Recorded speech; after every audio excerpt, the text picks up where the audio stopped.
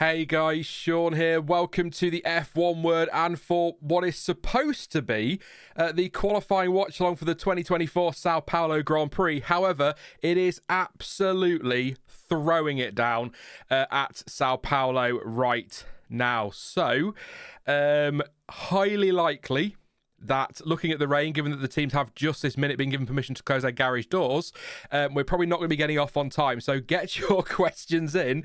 We're going to need them. If qualifying starts on time, which it won't do, but if it does, we'll obviously head over to the watch on screen then and do all of that business, and we'll talk through quali. But I have a sneaking suspicion we're going to be doing a lot of waffling and a lot of filler, which could be a lot of fun, hopefully. Hope you're all doing well on this fine Saturday afternoon. Quick heads up, I still feel dreadful, so bear with me a little bit today and be nice in chat. I can't be bothered. I don't feel great. But yes, we'll muddle through together, and this could be a lot of fun still. It's always nice to just chat and talk nonsense. So, quali is supposed to start in 24 minutes, by the way, but it's just not going to happen, I don't think, unless suddenly it gets really hot and dries up. So get your questions in. We'll do some Q&A.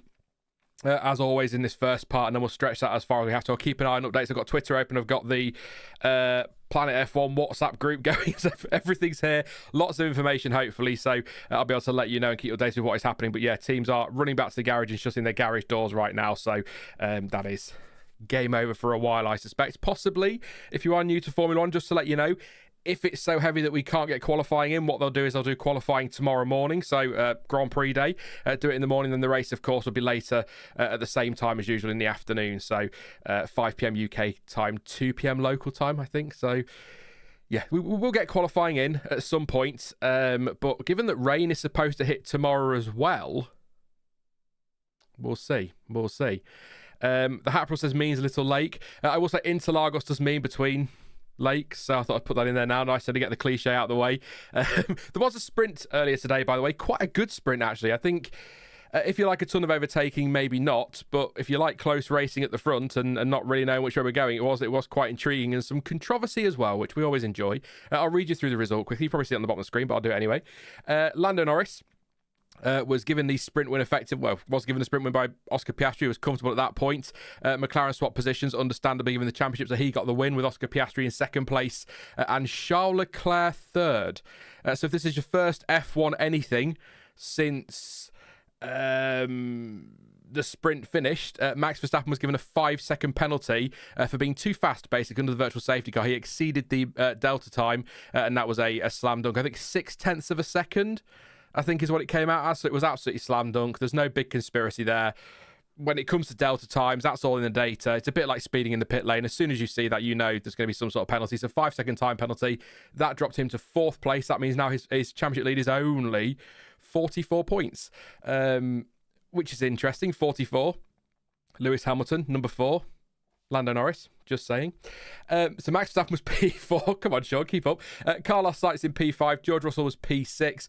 Fantastic weekend so far for Pierre Gasly in 7th. And Sergio Perez recovered to 8th place after a fun little fight with Liam Lawson, who was 9th.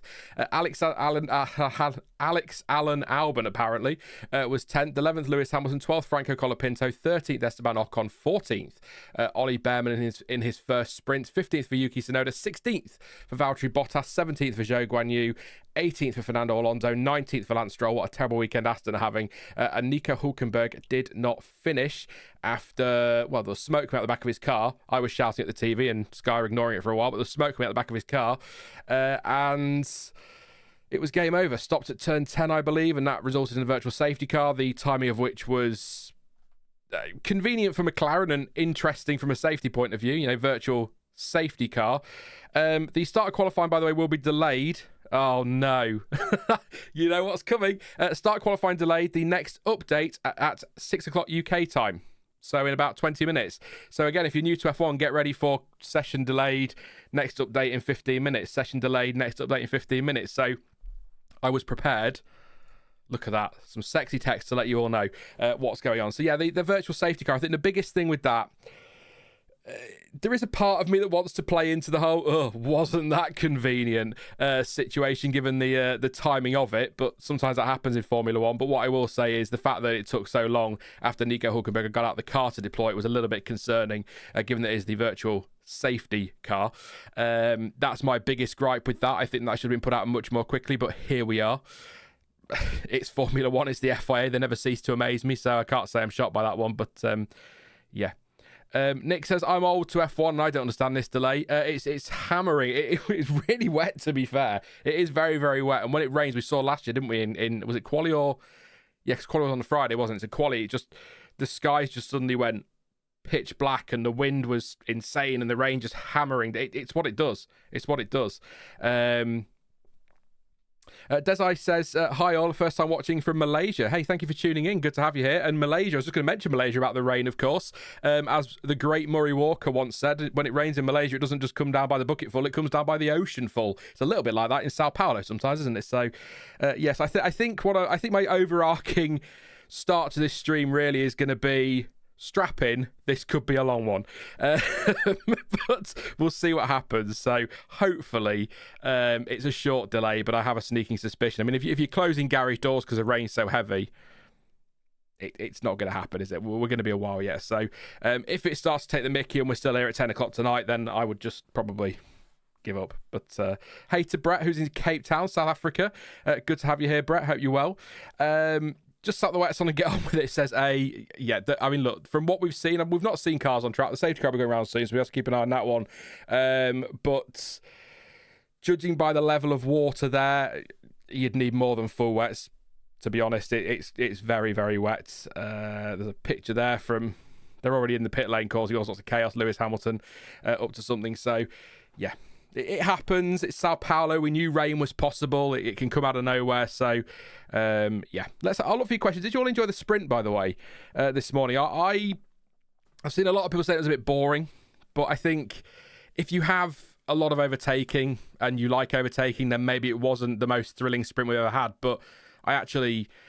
having the top four so close together on track was really interesting because it kept things tense, because one mistake and you're going from second to fourth, or the championship consequences, things like that. That's the kind of racing I like. It doesn't have to just be all side by side banging wheels and all that. It can also be just very close and tense. So I enjoyed it. So I mean, I'm not a massive sprint fan.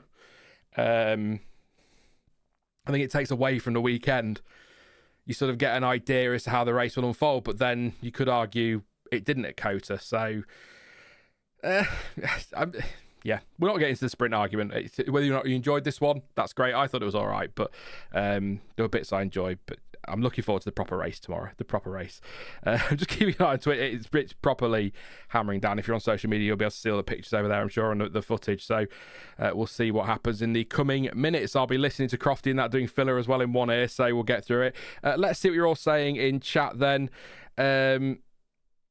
Yes, a few weeks ago I commented the GT race at Sepang Circuit was raining like mad.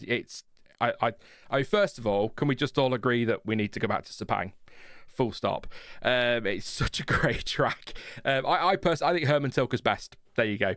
It was Herman Tilke this Sepang, wasn't it? Unless I'm wrong. I'm sure someone will correct me, but I love that circuit. It baffles me we're not there. I know money, things like that, but the weather, I still have flashbacks to those two Ferraris going off back in the very, very early 2000s, of course. Simultaneously, that was quite a crazy moment, but nerve-wracking as a Ferrari fan. It is so good, cringe-lord. It's a great track, great track. Not much wrong with it. I can't think of a corner. I mean, I hated playing the game into the corner onto the long back straight. That really awkward little right-hander, but I like seeing the driver's challenge. It's why I like the original Singapore Sling. 30 races a year I'd be okay with, says Nick. I think 25. If they're going to keep adding them, 25 seems like the line. But then I seem to remember years ago talk about 18 being too many, and that should be the absolute limit. And then 20 became the absolute limit. And I think 25 a year. 2 weeks off, spread them out properly. It'll be fine. We'll all have Christmas off. That'll be great. Sean, you know me, I've been banging on about the Sepang drum since it left. Absolutely, Max. It's cracking track. Pascal says both Saubers beat both Aston Martins, and Joe overtook them both. So a good day for Sauber there. Some interesting stuff from Sauber, actually. Let's do some driver market talk, actually. I'm looking for questions, and a few have asked about the driver market, but Sauber sound like they are on the brink of taking Bortoleto. Is the latest. So it's a really interesting seat because we've had Mick Schumacher linked to it. We've had Valtteri Bottas apparently done. Then apparently Mick Schumacher was done again. And then Bortoletto's come out of nowhere and he's now the favourite. And I think Bortoletto and Hulkenberg is a cracking. I said it in the video I did a few weeks ago that I think now, if you've got the experience of Hulkenberg at Sauber for the Audi transition, bringing in a youngster like Bortoletto to think longer term, I think is a really good idea. And he, by all accounts, he's a very quick, talented driver. So I think Bortoletto to Sauber looks done. That's not all the driver market news though. There's and rumours. There's some very interesting stuff going on at Red Bull, which we'll get into, I'm sure, shortly. Someone will inevitably ask it, so we'll do that then. Bruno says, what if quali doesn't happen? So if quali doesn't happen today, Bruno, what will happen is that the FIA will delay it to tomorrow and it will take place tomorrow morning. I'm trying to think of the regulation off the top of my head. I think they have to leave 2 hours between the end of a session and the start of the next. Or it's two or 2.5 hours, something like that. So it would be qualifying in the morning. Then the race would take place at its normal time. So 2 p.m. local time. So they would have to hold quali around, you would think around sort of 11 a.m. It would need to be done by really 11:30 tomorrow morning local time. So it will be tomorrow. Obviously, if it continues to rain and it doesn't stop raining and then it just clears up in time for the race, then I would imagine they'll go back to the last completed session, which would either be the sprint results or, what I would do is I just go with the sprint qualifying result. It's a qualifying session, isn't it? So, yeah, I would go for... I'll say that. Maybe sprint qualifying. They might go with sprint race result or maybe practice result or maybe championship order. I don't know. But hopefully they should get qualifying in. I mean, in theory, they only need to get one set. If they can get one session in today, like Q1, they could set the grid from that if they needed to. So we'll see. But they definitely will get something in, I'm sure. Ted's in the pit lane. It is quite wet. If you're watching on Sky, you can back up. The radar looks... I'm not based on that radar. I'm not entirely sure we're going to get quali today. We'll see. It's not one of those. What does Martin Brundle say? The best way to clear water is to have 20 cars going round and round. It's not that kind of rate. It really is lashing it. Now, lashing is a great word.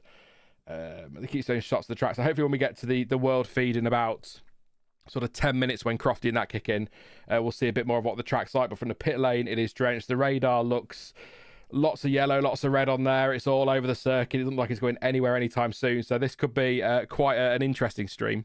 Yes. Do you know what, Albie? The analysis is bang on. It's just my kind of analysis.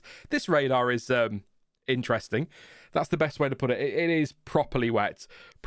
So... what can you do? We will get there. From what I heard, Bortoletto is a done deal. Cracking lineup if true, with Nico coming back to the team, says our resident Sauber fan, Pascal. But I think, like I said, Bortoletto, he's really impressed me this year in F2. Not like I remember F2 very well because it's been so long since the last race, but I'm quite excited for next season's grid. When you look at, we've got Behrman's going to get a proper full season. I mean, he's done 3 races this season, which, by the way, if you didn't know, means that he misses out on the rookie test in Abu Dhabi. God. Terrible. I mean, what would you rather have? The rookie test in Abu Dhabi or 3 Grand Prix under your belt? That said, they did give Fernando Alonso the rookie test in Abu Dhabi 1 year, so maybe they'll let him have that anyway. But so we've got Behrman, sounds like Colapinto's got a very, very, very, very, very good chance of sticking around. We've got Jack Doohan coming in. We've got Kimi Antonelli. It's quite an exciting grid and there's some really fascinating lineups in there. So I'd love to see Bortoletto there. He's impressed me this year. By all accounts, the drivers seem to really talk him up. So when the drivers are talking youngsters up, then they tend to be pretty good. So hopefully he will be in that Sauber. I just don't see the point in taking Hulkenberg and Bottas or Hulkenberg and something like if Perez isn't at Red Bull next year, then taking Perez on or something like that, because you're not really leaving yourself any wiggle room for the future. If Hulkenberg turns around after 2 years and next year and a year at Audi and says I'm off, then you haven't really got anybody ready to fill. Get a youngster in there, get them trained up. Let them get settled in Formula One. A year in that car driving around at the back isn't going to hurt Bortoletto's long-term future. It'll give him a chance to really cut his teeth, learn his trade, whatever cliche you want to use. And then for 2026, he's ready to go when Audi come in. And I think that's just a sensible thing to do, to think long-term rather than just let's put 2 experienced drivers in. Great to have 2 experienced drivers. You can never have too much. But give Bortoletto the shot, definitely. Will you watch along stream the quali if it gets postponed to tomorrow? So tomorrow I'm out. The problem is it depends on what time it is the answer, really. If it's mid-morning, probably not, because I'm out. If it's earlier, then that shouldn't be a problem, but we'll see what happens. We can just, I'll play it by ear and I'll let you know once we get some ideas, and there's a chance we'll get some running, but it's all going to depend on, I was going to say, it'll depend on the rain, which is an obvious statement, but I just look at the radar now. So the next 5 minutes, it's not going anywhere, and there's quite a lot behind it as well. So I'm sure we'll get an answer at some point today, but can't promise it, but also won't rule it out. Let's put it that way. Is the best way to put that one, Max. Sorry. You could try and I'm reading somebody else's conversation. I won't be reading that one. There we go. We'll ignore that. As a McLaren fan, I say take the sprint qualifying results and let them start the race tomorrow with those results. Yeah. Trying to think. McLaren won to anyway. So as a McLaren fan, I suppose you wouldn't mind in some ways, Michael, would you? I suppose you won to either way. But yeah, I think it to me in my head. And this isn't regulations. Regulations are not Sean's head, thank God. But in my head, it makes more sense to take the result from sprint qualifying, given that was a qualifying session. I know you've got mandated tyres and things, but it was still qualifying. So I think that would make more sense. But I think the regulations are the last completed session. So on a sprint weekend, that could be the sprint race, but they might think time session, so maybe quali or practice. But it's all speculation at this point. The FIA will make that decision very, very slowly, I'm sure. We'll find out in about 6 months what it should have been rather than what it actually was. So I'm actually thinking to learn to be a race steward. Says, is it Decipher? Or can I just call you Des? I like to just shorten people's names because it's just a bit more relaxed. But yeah, no, go for it. If you can bring some consistency to the job, you go for it. We could do with it. We could absolutely do with it. Jack's talking about babies. It's your brother having a baby. Apparently that was a secret. So Bob in chat is talking about babies. Apparently it was his great uncle's baby called anyway, sorry about that. I've ruined that one. Kids are great. They're not. Right now it's not Interlagos, it's just Lagos. Says Fud. Absolutely. No one wants the dirty driver to win the championship. Plenty of them have done it. Sonu, maybe new to F1, I don't know, but there's been plenty of dirty drivers that have won in the past. So yeah, there you go. And every single and Charles Leclerc, by the way, made the point as a quote. He said it earlier this weekend. He's absolutely right. Every single driver on that grid does exactly what Max Verstappen does in that situation. Sorry to bring it up. It goes back to Abu Dhabi 2021. That move into turn 5. Anybody who says that Lewis Hamilton wouldn't have done the same if the roles were reversed, he absolutely bloody would. And frankly, you're deluded if you think otherwise, because as a racing driver, they're going to go for the move if the move is on. So that's my view on that. I'll be quite frank about it. Not afraid to be. Hope someone's out there with a wet floor sign. Says Ash. Yeah, it needs more than that. Float away. They'll need to stick it down. A bit of some Gorilla Glue. My call sign is Bear and I'm a commentator. Well, I'll try remember Bear then. I will try remember Bear. I'll try my best. I'll forget and I'll probably call you something else later. I'm just getting it completely wrong. It's the Jose Carlos Pache at Interlagos to me. Says Tommy Guy. Yes, the Autodromo Jose Carlos Pache. I got that right first time actually in the preview. The Autodromo Hermanos Rodriguez. I can't do that very well at all. But yeah, questions then. I'm going to look for questions this time rather than just reading random ones. So if you've got any questions, driver market, qualifying, the rest of the season that's gone, anything from F1, because we've got quite a bit of time to fill by the look of it. So happy to do a massive Q&A and we'll just sit here and waffle, and I'll keep an eye on social media and let you know what is going on. In fact, I can tell you that Fred Vasseur has told Sky Italy, and this is a quote, I think that we have to wake up quite early tomorrow morning for quali. We already have some lakes in some corners. It will be difficult. So it looks as though yes. Yeah, I don't think we're qualifying today.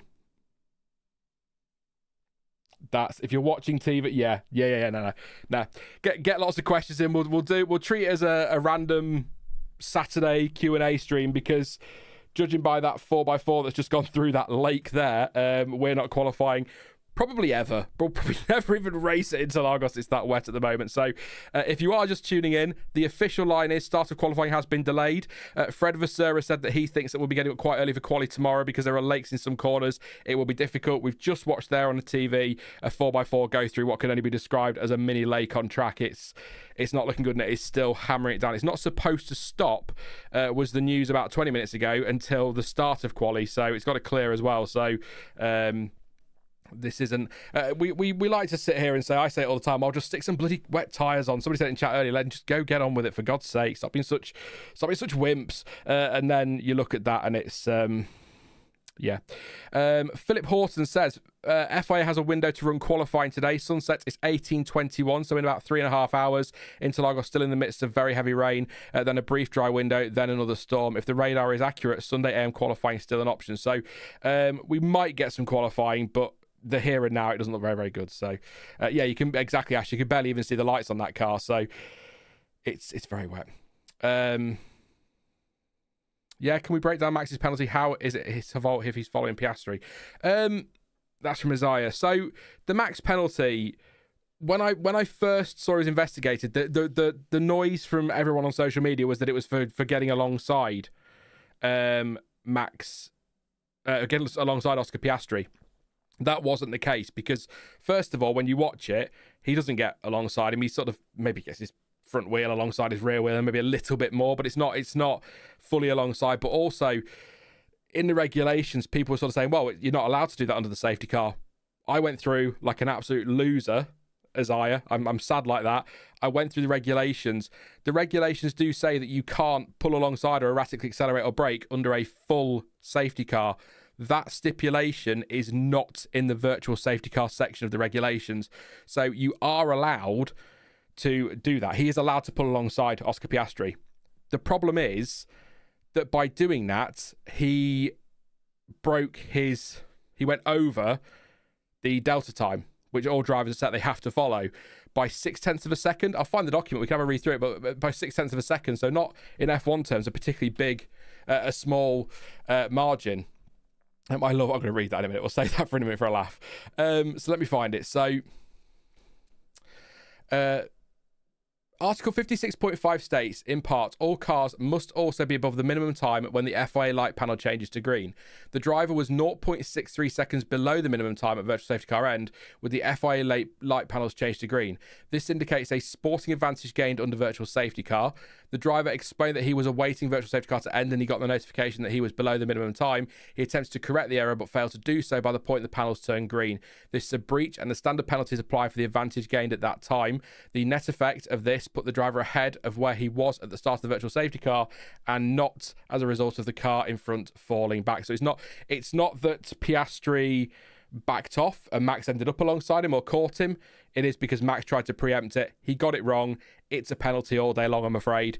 And 5 seconds is probably fair for that. He loses a place and 1 point. So it's not going to destroy his season. So that's something. But I think there's a lot of confusion on social media about what the penalty was for and whether or not the investigation was because he tried to pull alongside or whether it was for the time. It was because he was wrong on the delta, and you can't, like I said earlier in the stream, it's like pit lane speeding. You can't even be 1 kilometre an hour over the pit lane speed limit. You can't break that delta under the virtual safety car, because that's everyone's got to follow it.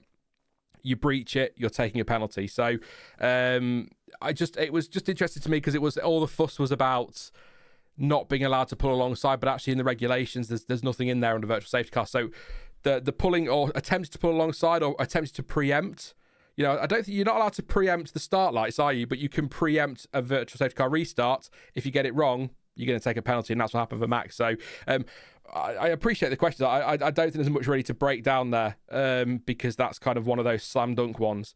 James Vals thinks they can do quali according to Kevin. Let me put my earplugs in. I need to get a new TV to watch me F1 on. First world problems, because it's an oldish TV, black and white. It's an oldish TV, and it's not got blue. I can't actually connect like AirPods to it, so I have to use wired connections. So, yeah. But yeah, that was it on the penalty. It was not much more to say really. It's not my issue really. More than anything was the timing of the virtual safety car. The fact that Nico Hulkenberg had been out of the car for a little while. I mean, not like hours or anything, but long enough that should have been out before, safety and all of that, and cars coming around there. So, yeah, that's that, Isaiah. Thank you for the question. I appreciate that. It's not down to Piastri doing anything. Maybe I don't really know. There doesn't appear to be much controversy around Piastri appearing to slow earlier under the virtual safety car and backing Max up, because Max called it on the radio, didn't he? But I think if there was anything there, he'd have been called out on that, because you're not allowed to drive unnecessarily slowly. And he soon closed the gap back up to Lando, so he was probably playing with his own delta time there. So yeah, Max's mistake. I think the fact that he said, I'll read it again, the driver explained that as he was awaiting virtual safety car to end and he got the notification that he was below the minimum time, he attempted to correct the error but failed to do so by the point the panels had turned green. So he's made a mistake, and he'll own that one. So unfortunate, but it's, dropping a place in a sprint is not going to be the end of the world for him. So I'm just listening to James Vowles about Franco Colapinto, or trying to, without going silent for too long, because that's not good streaming, is it? Just going silent. Let me just close out. Let's have a quick stream refresh while we're here. Yeah. I just saw a chat. Why don't they just determine the grid from the sprint results? That'll really wind some people up, says last name 007. Yeah, why not, eh? Let's just draw straws. Draw straws. Or do like bingo. First one to get a full house gets pole. The FIA next update is in 30 minutes. Oh boy, this could be a fun stream. I'm so glad you're all here. Has Hamilton given up? It seems he can't be bothered anymore, says C64. No, I think we kind of touched on something similar on Sunday. I don't think... hey, Anushka.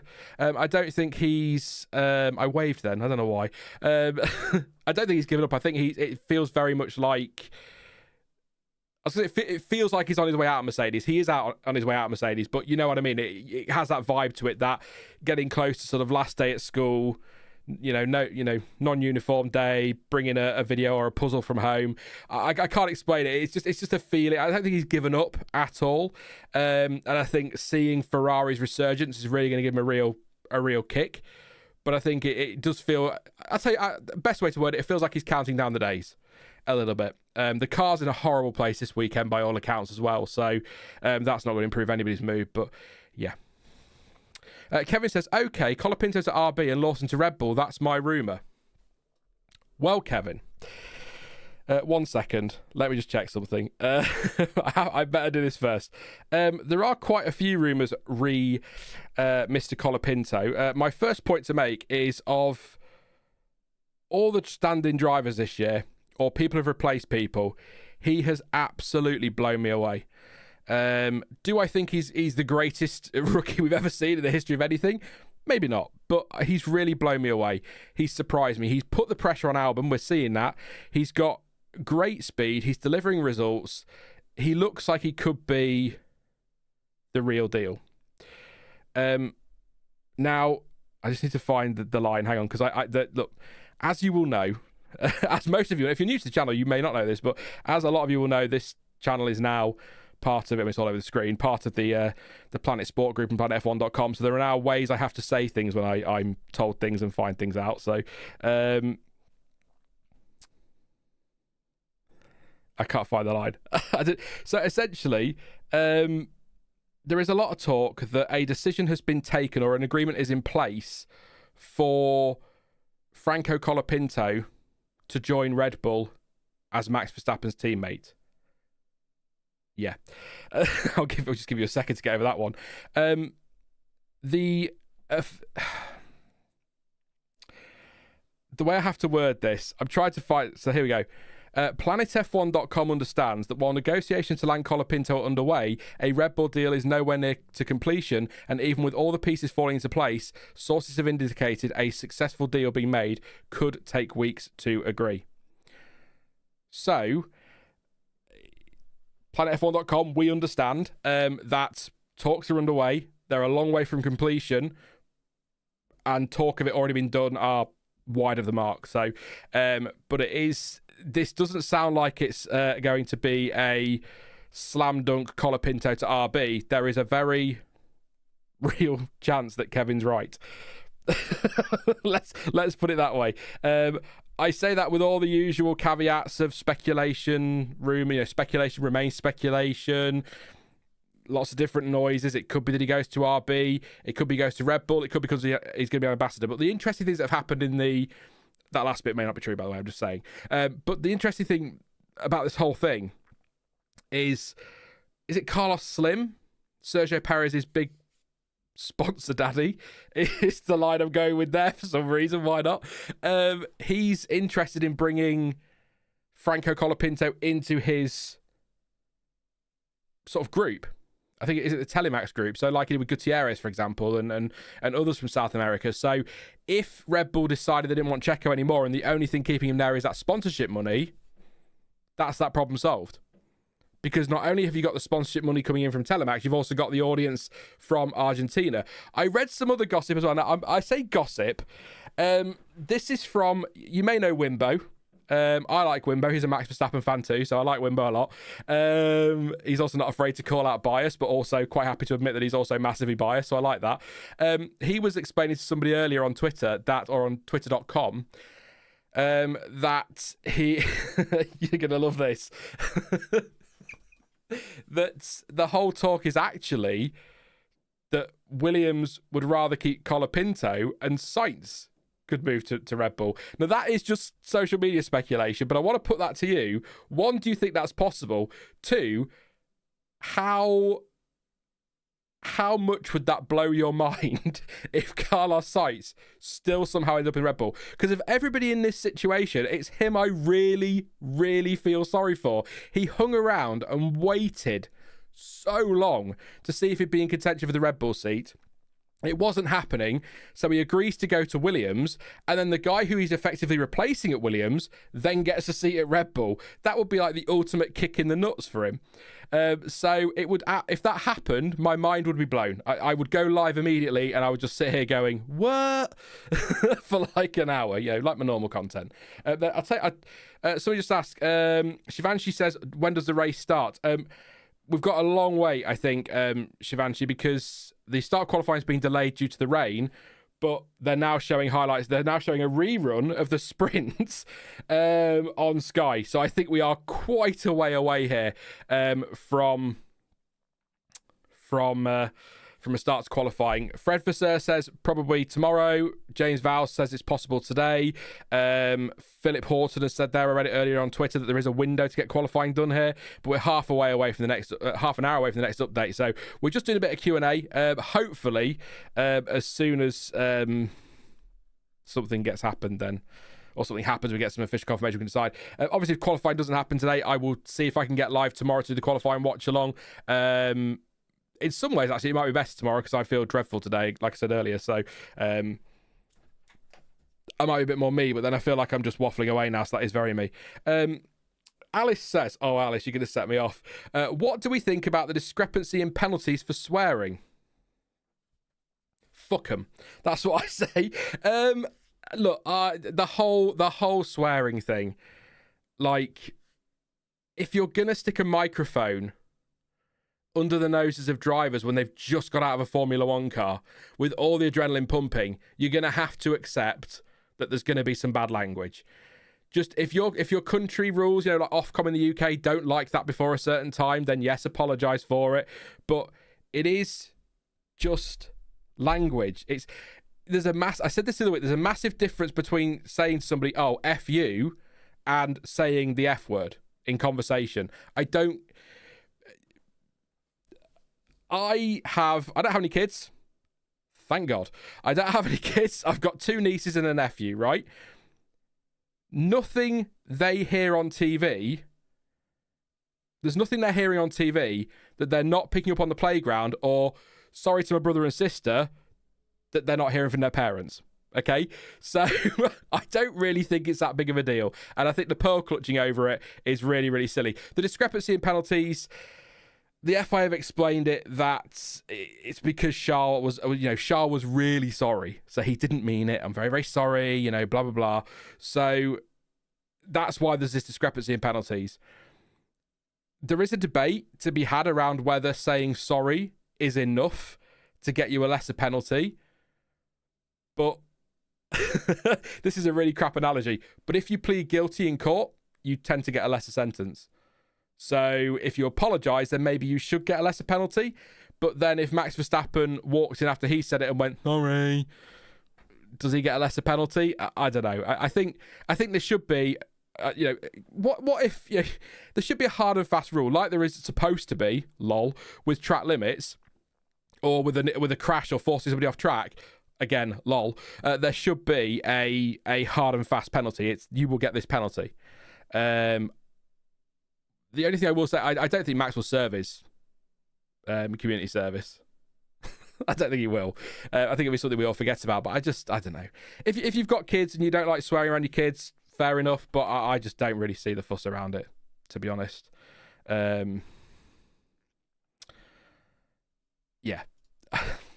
I can understand if it's being used to hurl abuse at somebody, or I could probably actually understand it if somebody dropped the C-bomb, because that's quite. I mean, if I use that word in front of my mum, she will clip me around the ear roll, and I'm 38 years old. Do you know what I mean? She will still give me a good slap for that. She doesn't like it.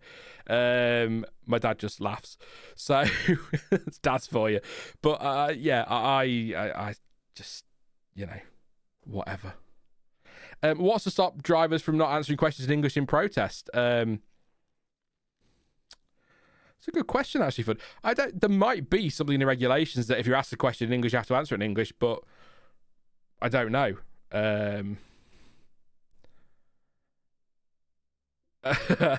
All I'll say, Tommy, is it depends on the mood, mate. That's I'm not going to read that one out, but all I'll say is... yeah. I wanted to read something funny to you, actually, tonight. Well, I'll say funny. It's just little things that the FIA have to do, and part of the whole process of Formula One.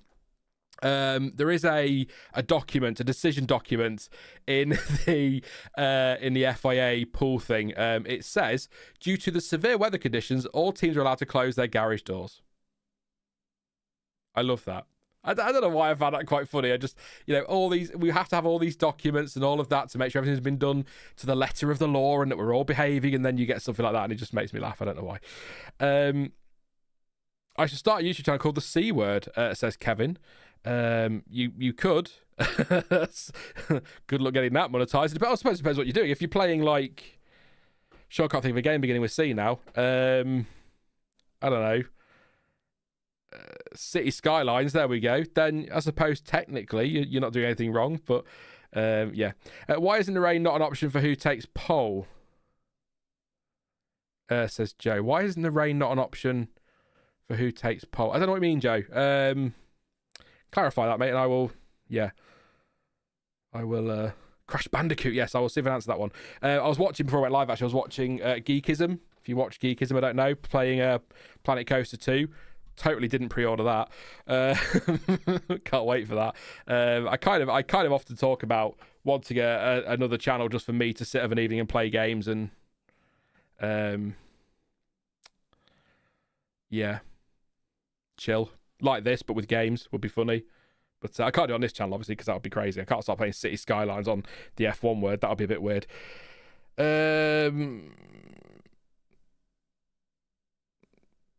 There is another storm brewing in the paddock, according to Toby Gruner, of AMUS fame. Red Bull suspects McLaren and a few other teams of filling water into the tyres, or filing water into tyres to prevent them overheating during a race. Something to keep an eye on there. I don't know why that was there, but yeah. As long as this F1 theme says, yeah, I did play F1 Manager for a bit, but nobody turned up, so I was kind of like, maybe not then. It's a shame. Marbles was fun. We did that on Twitch, didn't we, Max? We used to play marbles and that over there, and I think I showed you around my really crap Animal Crossing island or something at one point. But yeah, if you are just tuning in, by the way, thank you for tuning in. We have a severe delay to qualifying. There is a lot of rain falling at Interlagos. It's we've just had a car go around a while ago, big 4x4, and we couldn't even see the lights on the car, and the puddles that there were, the amount of water out there is insane. So much standing water, little lakes on the track, not just rivers, absolutely drenched.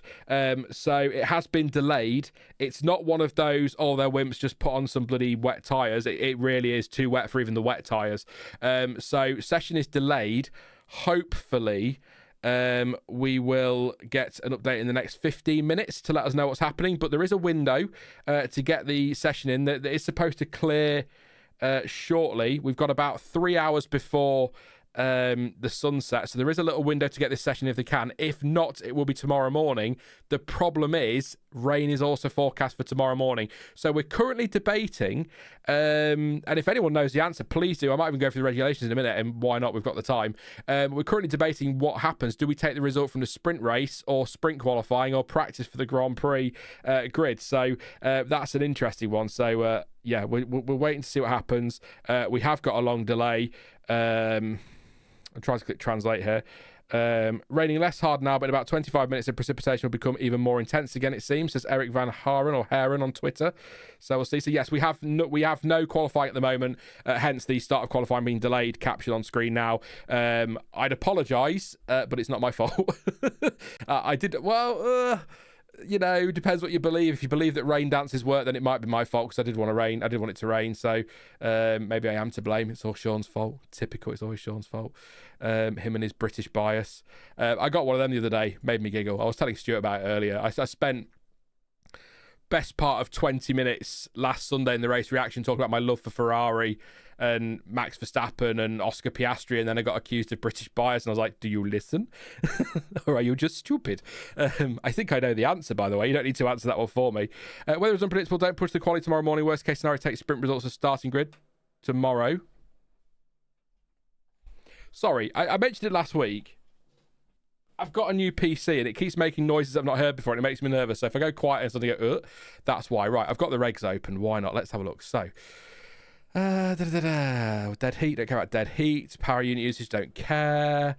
I don't know how to find these. This is the trouble. I don't know where to go for this. We'll try Article 39. I'd imagine not. This is going to be the qualifying rules, but I'll siphon through this or sift through this as I'm talking to you guys. Not a lot is happening, is the answer to that, I'm afraid. We're waiting for qualifying and clarification about whether or not we're going to get any today. It is raining quite hard. There must be something, unless it might be in a sporting... I'll sift through it a bit later if we get a bit of time. There might be somebody who might drop the article in chat and I can go and have a read of it. But I don't want to say that, Jack, but you are. I think I've told the story plenty of times about how we went to Autosport the other year and you just turned up with your toothbrush wrapped in your boxers. He was holding his boxers. He didn't. Let's move on. Very, very quickly. Dances. I did dance too much. To be fair, Martin, that was a problem. Tomorrow looks like rain. I guess they need to get out there and show what they brought, says Tommy Guy. As I mentioned it earlier, I'm pretty sure if they do Q1. And maybe even get Q2 in, they'll just take the result from that. So, again, the fact that they're showing the full sprint race, Article 36, is that genuinely, or are you just going to send me to random articles now and get me reading stuff that really doesn't matter? We've done this before on streams in the past years ago when we've had rain like this and I've gone scrolling through and it's all been like, well, what's that got to do with anything? That's refueling, Clansom. Article 36, unless you're thinking... Wouldn't be on the technical regulations, would it? No. Article 36, terraformers are expressly forbidden from recreating Swindon. What is happening? This is a classic Sean stream where he fills the delays like a pro. Thank you very much. Was Cross on the 2016 Red Bull page. Okay, fair enough. When does Part Ferme start? So it starts when the cars go out for qualifying C64. Definitely. How does it work for Magnussen if it is delayed till tomorrow? Maybe be fine tomorrow. That's a good question, actually, Murray. Haas have already said that they're going to run Behrman for the weekend. But that's a good point. If he feels better for the morning, technically speaking, he could do, couldn't he? He could do. That's a good point, yeah. I can't even change the pictures either. It's just going to be the same cycle of 25 minutes of photos over and over again because I can't go changing them on stream. Yeah, so we haven't got... No, yeah, you're right, RC. There is no part firme as of yet. Because they have to go out on track. So it starts when they go out on track.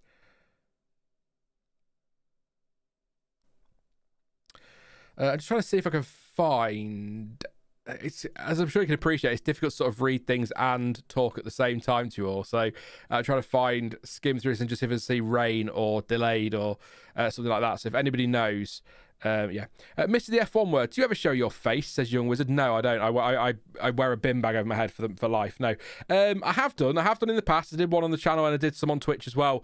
But I think that's going to change in the near future.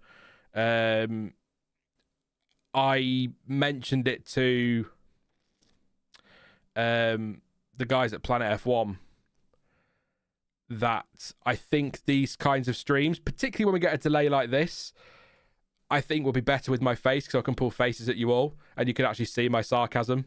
Because my sarcasm doesn't always come across, which is odd because I'm always sarcastic. So, you know, it should be obvious. But yeah, so...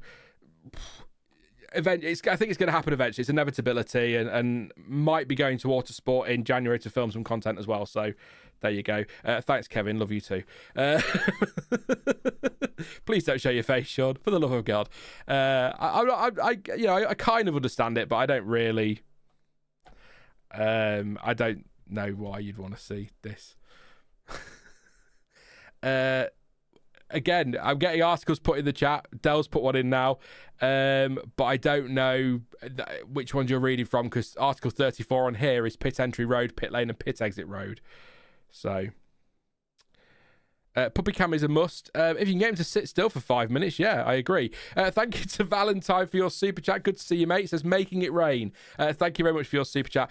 Please do drop a like, by the way. 65 likes, 625 for you here. This is going to be a long stream to fill, so please do drop a like for me. I'm going to need the love, and also please do subscribe if you're new as well. I will do some shout outs for subs today again. Let's get lots and lots of subs. Thanks to MD Games as well, by the way, for being a member for 8 months, I believe that says. Yes, it is. So thank you very much for your support. So subs and likes, greatly appreciated. I'll do some shout outs for subscribers as they come through shortly. So I was under Article 39, but I may have missed 4. Let's have a look. 39.4. That's 40.4, Sean. If you learn to count, it'd be a miracle. So, the qualifying session or sprint qualification will be determined, there we go, in the following way. So, classified drivers will be ordered according to the sequence below. We know that. If more than one driver fails to set a time during Q2, they will be arranged in the following order. Yep.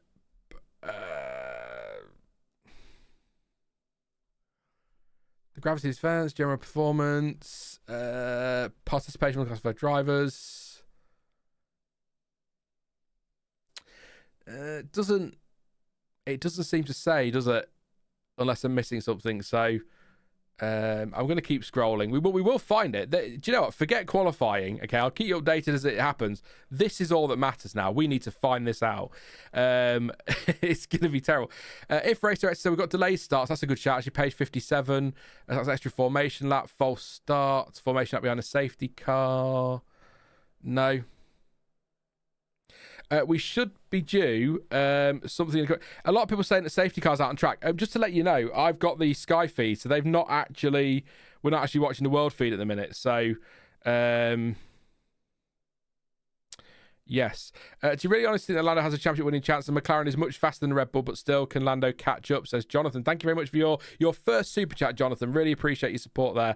Thank you very much. It's a very good question. It's the big question, is it? Has Lando got a realistic chance of winning the championship?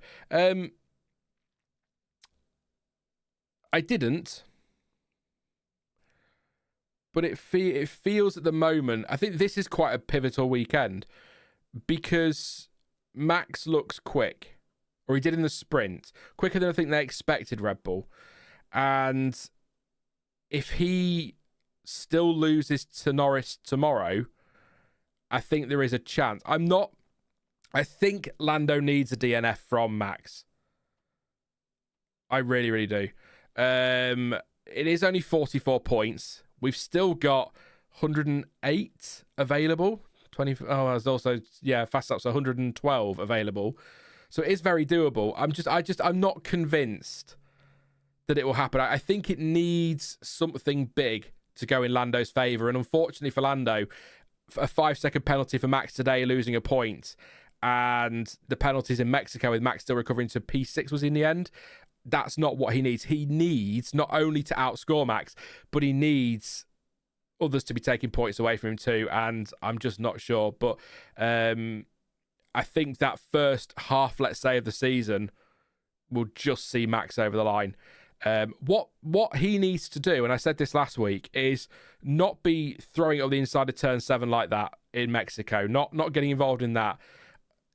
He's the kind of driver that wants to fight. He's the kind of driver that's going to do that. And I know that it worked out for him, but I think he may need to just play the Alain Prost game rather than the Ayrton Senna game or the Michael Schumacher game. Just think, right, okay, balls, he's got through, but let's try and score as many as we can to make sure he doesn't gain too many. That's thinking of the championship rather than that race. But again, as some people pointed out last week, if he lets Lando through in Mexico without all of that, I think Lando gets 7 more points, he probably wins the race, because he had the pace. So, you know, I'm not convinced, but I'm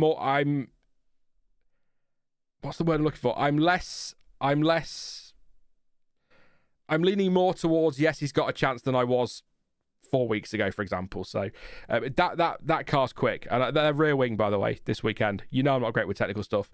Their rear wing is incredible. Apparently it's only track specific though. So what's the latest? So rain continues to lose intensity. Expected it will not stop in the next half an hour, but will continue gradually to weaken. So maybe there's a window here in terms of that. Are they going to cancel quali? We don't know for sure yet. We're still waiting to find out, but hopefully not. I'd like quali today. Quali on a Saturday. It's how it should be. It should be the law. Drivers who are unclassified will be allocated the top position in accordance with the order they were classified in P3, or in case of sprint session schedule P1. So it's for 39.4. So we were in the right area, weren't we, mate? We were sort of hovering around the right area. Let's find it. It's a 39.4.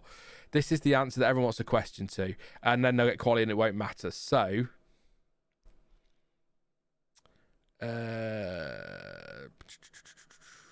drivers who are unclassified because of conditions or will be allocated the top position in accordance with the order they were classified in P3, or in case of a sprint session is scheduled P1. So if what that would mean, and just to throw this in there again, we may get qualifying, and this may be irrelevant, but if we don't get qualifying today and we can't get quality tomorrow because it's too wet, then your grid, unless I'm misunderstanding that, would be Lando Norris on pole, George Russell second, Ollie Behrman third, Oscar Piastri fourth, Alex Albon fifth, Charles Leclerc sixth, Carlos Sainz seventh, Hulkenberg eighth, Alonso ninth, Gasly 10th, Lawson 11th, Tsunoda 12th, Colapinto 13th, Bottas 14th, Verstappen 15th, Hamilton 16th, Stroll 17th, Ocon 18th, Perez about right 19th, and Zhou in 20th. So if they do stick with that, which I guess they'd have to with being the regulations, so P1 in FP, so P1 is FP3 and FP1 obviously is FP3,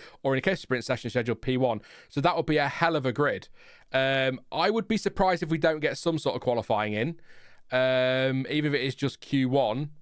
But if we don't, that would be the grid according to the regulations. But I kind of feel like just using sprint qualifying would make more sense, wouldn't it? It's literally a qualifying session. But anyway, there you go. So I'll keep that open because that's an interesting one. Thank you very much, Fud, for finding that. Really appreciate your help there.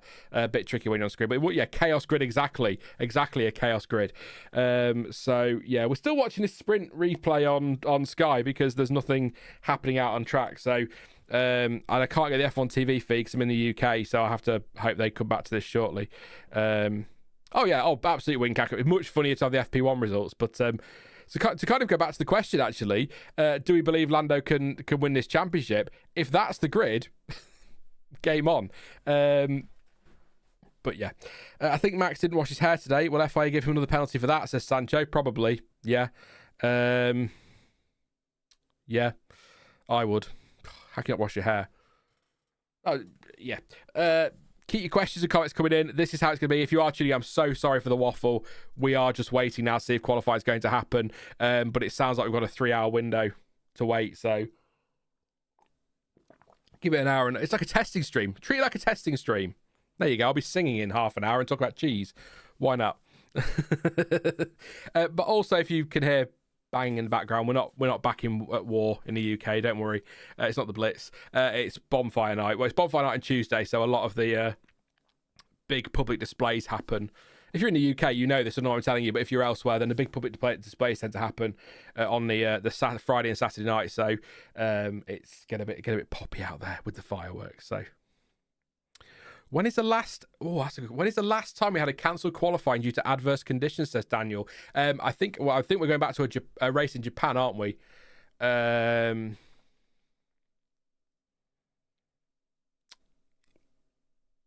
What year was it? There was a typhoon, wasn't there, that hit Japan in 2019. It won't be 2020. We're in Japan 2020. I'm going to say 2019 in Japan.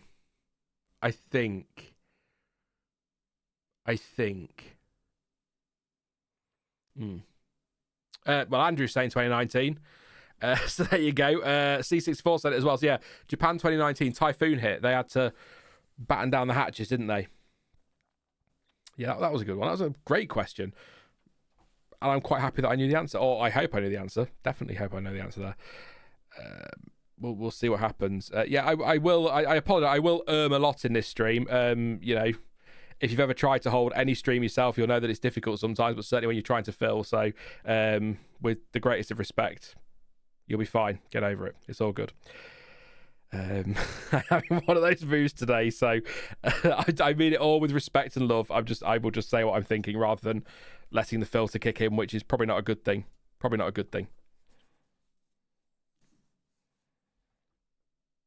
So we'll see. I mean, the latest is race control. Qualifying expects to get underway at 1600 local time. So half an hour from now.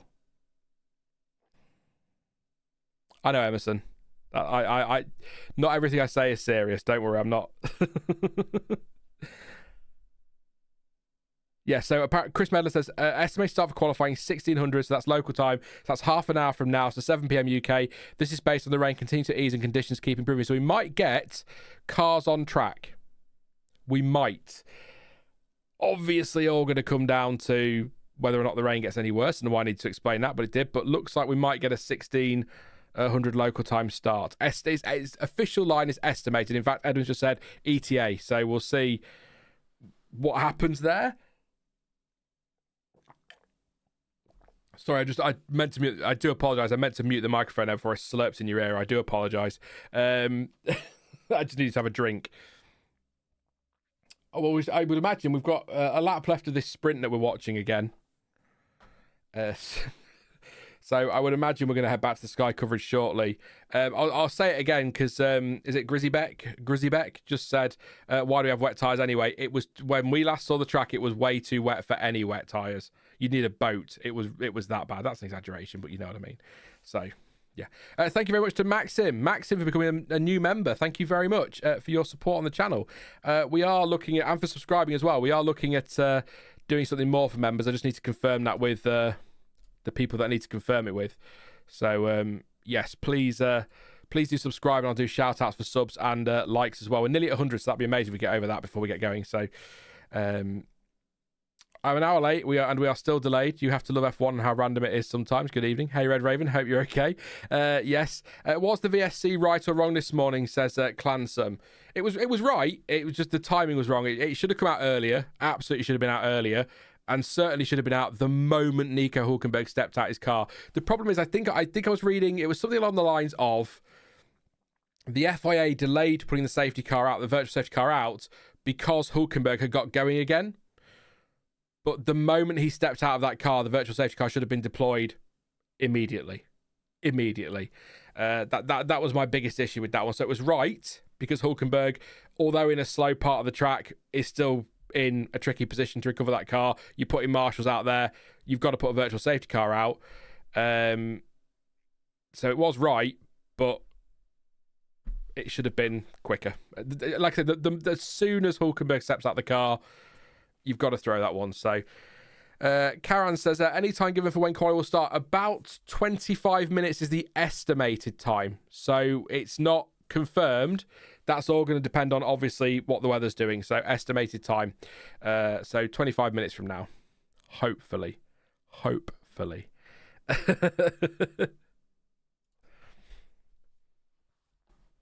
We're watching it. Still watching replay of the sprint. They're just coming round to spoiler alert. Lando Norris is about to win the sprint. With Aussie P in second. Max Verstappen will finish third, but will then drop behind Charles Leclerc into P4 for a 5-second penalty for exceeding the delta time during the virtual safety car. So slam dunk penalty there. But it's a win for Lando, second for Piastri, third for Leclerc, fourth for Verstappen. CPB says your Mount Rushmore of Brazilian F1 drivers. Oh, wow. Well, of course.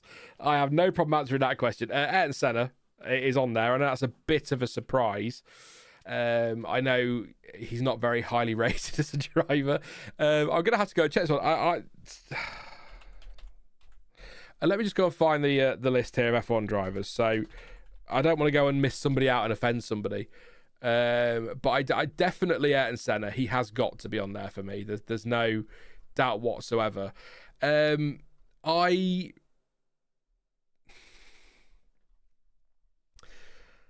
kind of, there's a part of me thinking about Massa, and you're all gonna laugh, all right, but I don't think he got the love as a driver he deserves. I don't think he's one of the greatest of all time, but I don't think he got the love he deserves as a driver. But yeah, Senna has to be on there for me. There's no doubt about it whatsoever. I would also want to put Fittipaldi on there. There's no doubt about that. I mean, Nelson Piquet, he's a triple world champion, so surely he's got a feature as well. Rubens. Oh, forget Massa. Screw Massa. Rubens Barrichello. No offense, Felipe. So I would go Senna in no particular order, although Senna is first. Senna, Fittipaldi, Barrichello, and Piquet, I think. Felipe Nasr, good shout, Andrew. Yes. the King's King Marcus Ericsson's teammate at one point, of course. Does Lewis's honorary citizenship count? I mean, no, because he is British. But I get what you're saying. Maybe those four for Mount Rushmore for me, or for the Brazilian driver Mount Rushmore, and then like Lewis Hamilton can be kind of like boulder. That sounds really disrespectful. Just a boulder that's fallen off. He's there. You know, if he were Brazilian, he would be on that, but he's not Brazilian officially. So there you go. He could be the vegan McDonald's that's sat next to it. There you go. Again, no offense to Lewis. Just there you go. The safety car, it is still wet out. Safety car going round. So that's something there. Simon Leslie says about time penalties here. So just waiting. Okay, he's just explaining the penalty. That's fine. That's just it don't matter. Ignore the one. Ignore it. See, Carlos Pache is an interesting one, Daniel, because his one and only Grand Prix win was his home Grand Prix, wasn't it? But the sad fact is that he died in a plane crash, was it a couple of years later? So we'll never know how good he could have been. So I sort of look at championships, and they've got to be on there. But Rubens Barrichello, by the way, I mean, tell you what I was saying about Massa and throughout to Barrichello as well, just never really got the love he deserves. So, but Senna, PK, Fittipaldi, Barrichello on there for me. I was just having a quick skim through here. That they are, aren't they? PK, Fittipaldi, and Senna, the only Brazilian world champions. So they've got to be on there somewhere, definitely. Albert says F1 TV doesn't work for me. Sorry, Albert. I don't know if anybody else in chat. Let us know. Let Albert know if there are any problems, or Albert. Is it Albert or Albert? Let me know. Any problems? Let them know, and we'll see if it's an F1 TV problem, or if it's a one-off problem. A couple of others saying actually that there's an issue as well. So maybe there is an F1 TV issue. But with the rain falling, to be fair, that may have impacted things, because it's 2024. So so we are just waiting. So we think about 20 minutes is the estimated start. So hopefully we'll be able to get going shortly. But if you are just tuning in, we have a delay to the start of qualifying due to heavy rain. Nothing else at the moment. So yeah, so this is going to be fun, isn't it? This is what the thing is. Whatever happens, that track's still going to be wet. So I think this is going to spice up qualifying quite nicely. But they've got to get out there if they can. If the track's okay, get session 1 done, Q1 done, and then we can call it there, can't we? Just get a grid as much as that grid will be fun we were talking about earlier. Let's get an actual grid from a qualifying session. So apparently F1 TV isn't covering anything at the moment. So it's not just you. So don't worry. Thank you very much, everyone, for confirming that. We'll be talking about Brazilian racing drivers. Why? Surely Ricardo Tossa Rossit must be on the list, says Red Raven. There you go. Red Raven's words, not mine. In fact, I don't think Red Raven's words. Who said that, Red Raven? Tell me, I can't remember now. Yeah, maybe he should be on there. Diniz is a good shout, actually. I don't know if I'd put him on a Mount Rushmore of Brazilian drivers, but yeah, Diniz is a good driver. Luciano Berti, Jaws, is the one who had that massive accident at Spa, wasn't it, in 2001? I think 2001, big crash. So I don't remember Susie Perry hosted the BBC coverage after Jake left from 2013 to 2015, says Max. I don't know. I was watching Sky then. I was paying a fortune for it, so I was definitely going to watch it. Yeah, it was with Irvine. Yeah, it was. With the in his Jaguar, they just touched, didn't they? And he just went straight into the wall. Big crash. Horrible crash, actually. Bean says, do you think they will start qualifying? So the latest photos, because that's all I've got there to go off, that I'm looking at from F1, it's still very wet out there, but the weather has eased a little bit. So they are aiming for an estimated start of about 20 minutes from now. But I would be surprised. I would imagine what we're going to go into is this little phase of 10-minute updates, and then they'll go for it. But what will happen, or what could happen, and we've seen happen in F1 a lot over the years, is they'll delay and delay and delay, waiting for the perfect or the best possible conditions, and then it'll chuck it down and they'll lose them. So it's that. So Christian Horner said they're going to get on with it before they run out of daylight, so they are going to go for it. So they are going to try and get it done. The trouble is, we have this thing where they wait and wait and wait, and then they have to give like a 10-minute or a 10 or 15-minute warning to say, get to your cars, we're going qualifying. But then when it's raining, that rain is just accumulating and it gets worse, doesn't it? So, yeah. Lucas de Grassi must be on about Rushmore, and that Rosset story I've got from Josh Ravel and the Andrea Modi story.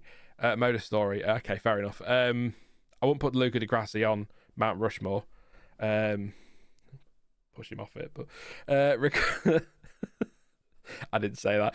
Quali will only start when they can punish Max somehow, says Konji. Fair enough. Horner says, let's do this. Yep. Max will get a penalty for the rain, probably. I didn't mean it. All right, if you heard it, I didn't mean it. I'm only playing. Cleaning the drains of debris with their hands. Yeah, that's happening. Any questions? We reckon we've got about 15 minutes minimum before we get going. So, any questions? It could be about anything today, yesterday, last week, a year ago, whatever. Anything F1 related, anything Planet Coaster 2 related, City Skylines 2, anything that Sean likes, ask me a question. We'll do it testing style, and we will go from there. I'll just refresh the stream as well from my side in case there's any kind of delay on chat. Pointless asking for questions if it takes you. I love how I've still got the poll up for who's going to take poll, and we don't even know if we've got qualifying yet. So there you go. What are your views on team orders, says Daniel? Good question. I support them. I don't have a problem with team orders when done for the right reasons and in the right way. Because it is a team sport at the end of the day. The money is paid out in the Constructors' Championship. That's the diplomatic answer. But Austria 2002, Barrichello stopping on the line to let Schumacher through, that's over the line. That's silly. We can't have that. Doing like today where Oscar Piastri just eases off and lets Lando through for the championship, that's all fine. I kind of feel actually like we don't really see, we often see, swap positions, but we don't see like we used to do where, and I suppose with DRS it makes it more difficult these days, we used to have your second driver would back everybody up.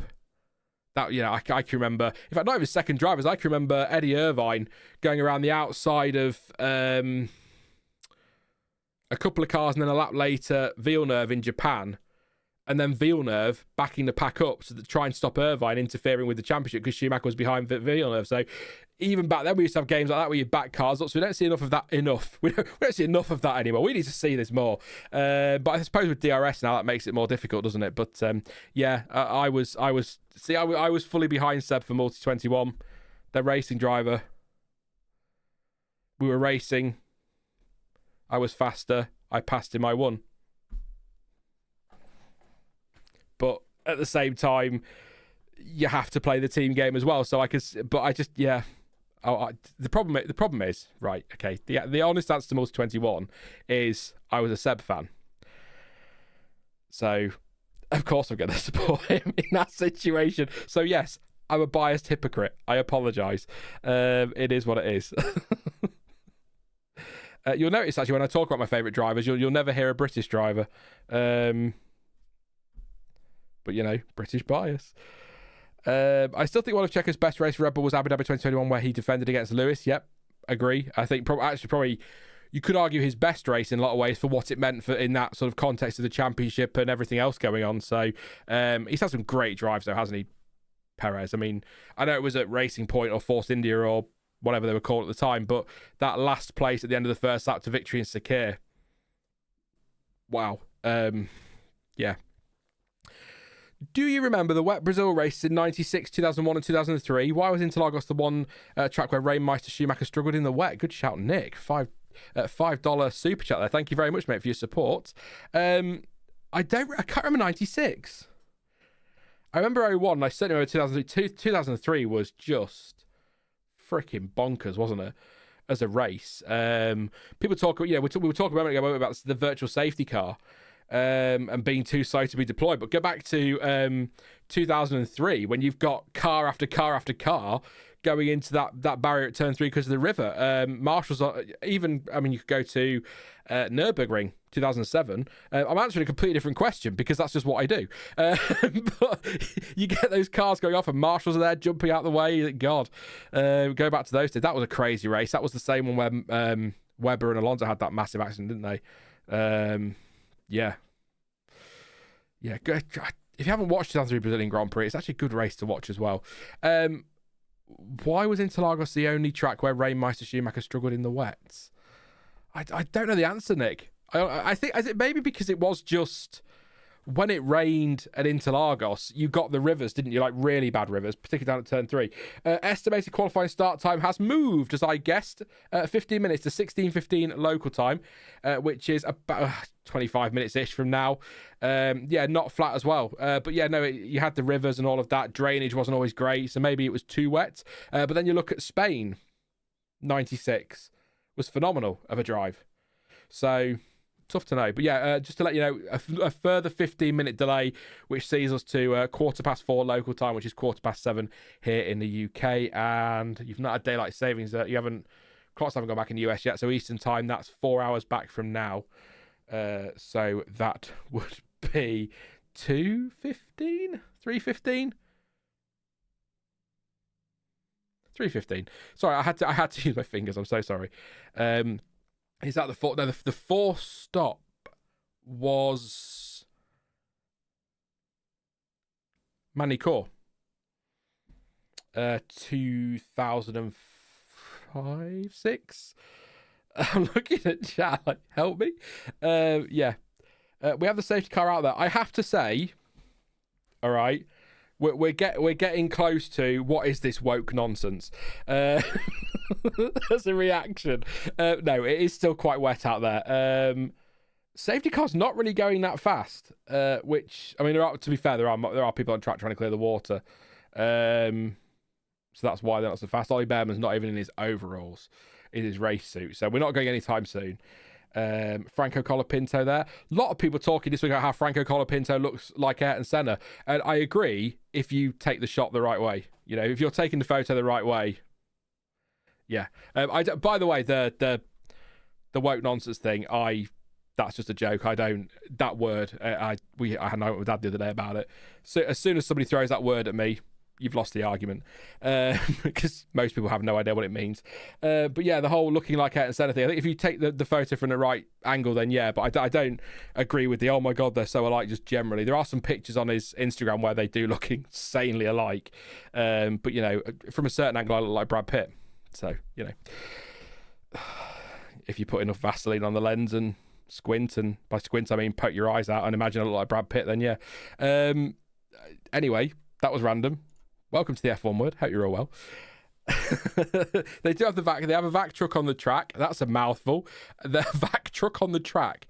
Why do you hate the word nonsense, Sean? I know it's a terrible word. Terrible word, Joe. Terrible word. What's the starting order if quali cannot be done in sprint weekends? FP1 SQ. So that's a good question, Kodji. We did go through this earlier, actually, so we actually have an answer for you.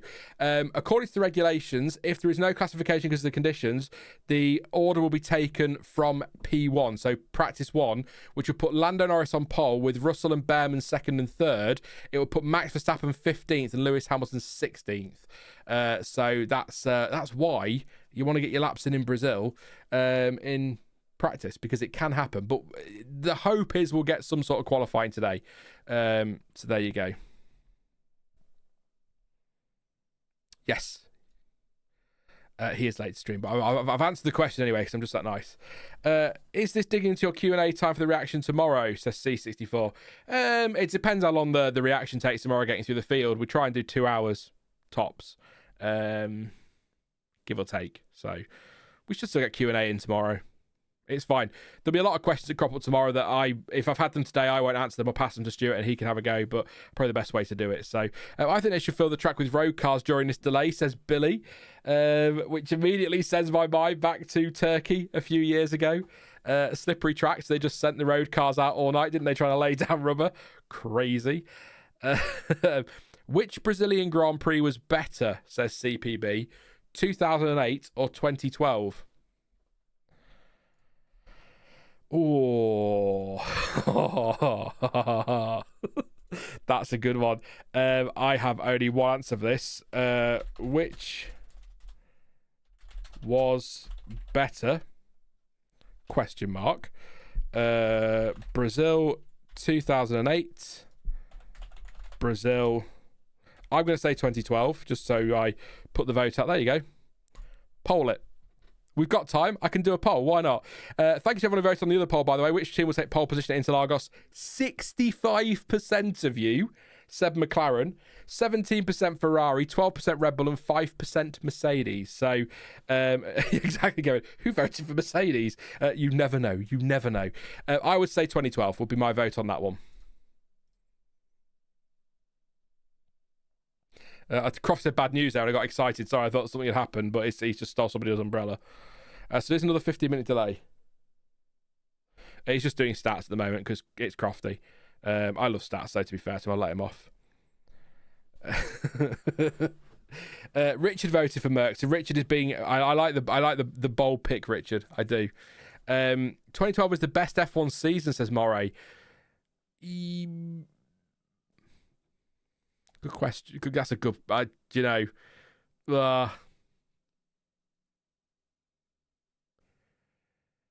It was a cracking season. I'm half listening to Crofty. Apparently 6:20 local time is the last time they can go for it with quali, and that is still a couple of hours away. An hour and a half away, I think. So, oh God. No, so 2012, a lot of people would argue 2021 was a better season. For me, I preferred... I found 2021 as a season, as iconic as it was, and how big it will be in F1 history. As a fan, watching it was so... I don't like throwing this word around because it feels like it's used way too much, but it just felt like a really toxic season. And it was... Oh, the music's kicked in. That can be good news. It was a really toxic season, and I found it quite hard, particularly towards the end, to enjoy it.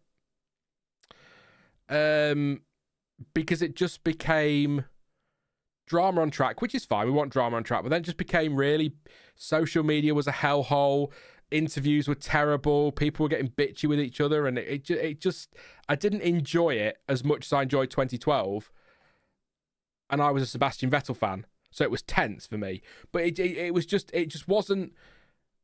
It was a fun. I think it was a fun season to watch until we sort of got into the last 5 or 6 races, and I totally get the how intense that must be for the drivers, the teams, and everyone around F1. But it just was not all that enjoyable. And I think, and I'll be honest here, as opposed to every other time when I'm just completely ridiculously honest and get myself in trouble. But anyway, I'll continue to be honest. I think if I wasn't creating content and spent all that time on social media because I was a content creator, I hate that phrase, but I'm using it. I think I'd have really enjoyed that season more if I just been a fan, sat at home watching and not creating content around it, because I had to be on social media, so I had to see all of that. Then I put a video out or do a stream or anything like that, and it was just the comments were, oh my God, some of the stuff I had to endure. Oh, I feel sorry for me. Forget the drivers. It was dreadful. We have got the music. We are kicking in. What made you a Seb fan, says Emerson. I liked him. I liked him anyway. But Michael Schumacher was and will always be my F1 hero. And he was kind of his... Not, I don't know if protege is the right word, but that's how it felt. And that kind of just drew me to Seb, really, to be honest. So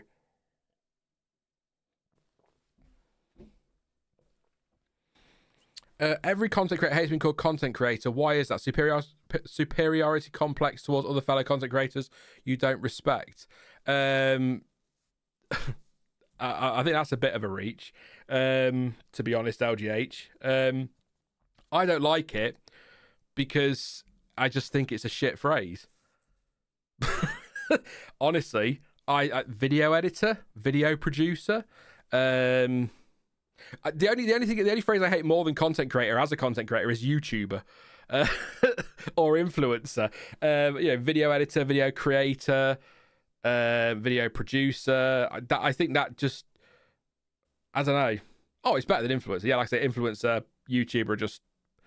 I kind of feel like the term YouTuber is not really a thing anymore, though, really. But yeah, it's not like a superiority complex at all. And I don't think there are any fellow creators I don't respect. I respect every creator in the F1 space because, we're all fans of F1 and we're just talking about it. And a lot of respect for everyone.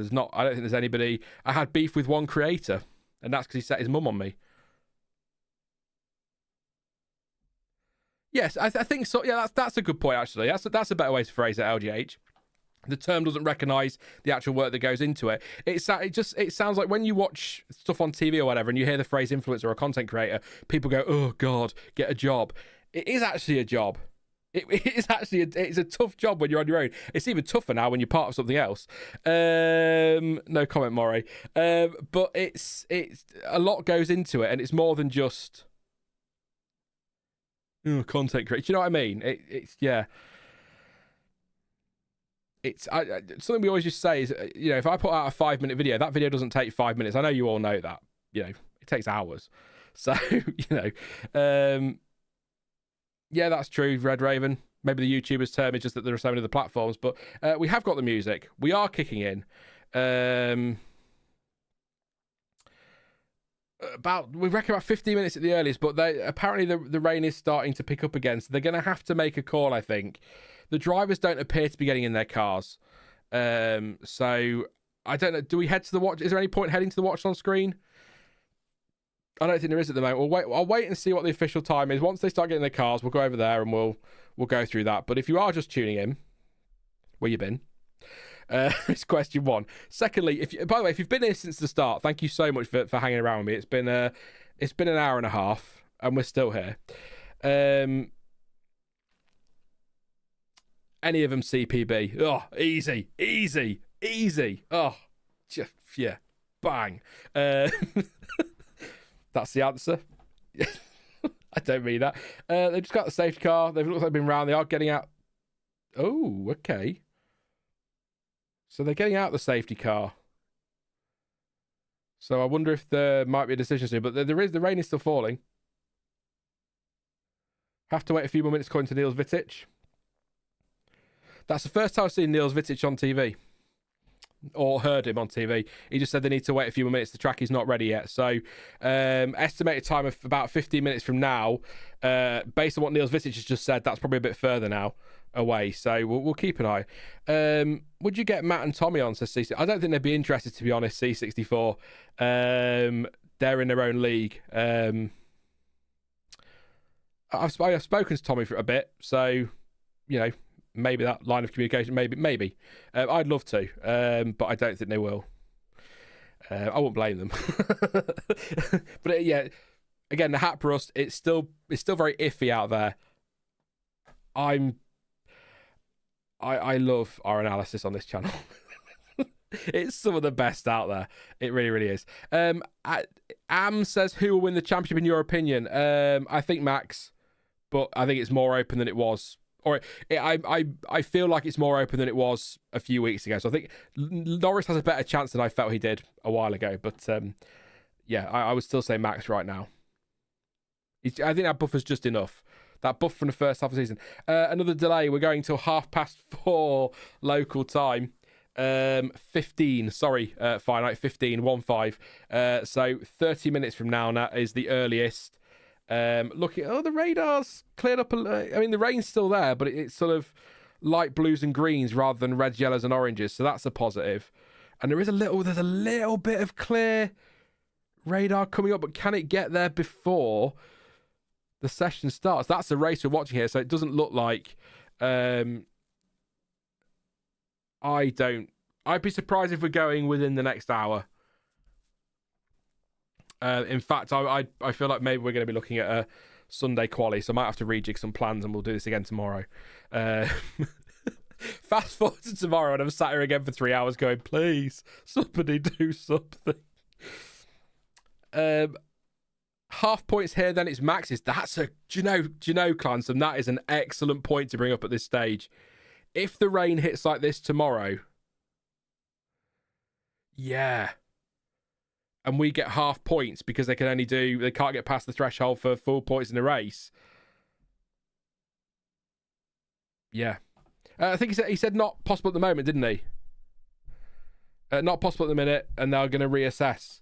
I tell you what, actually, no. Do you know what? That camera there, if you're watching TV now, the feed, there is water pouring down the runoff area of the centre S's. That's got to go somewhere.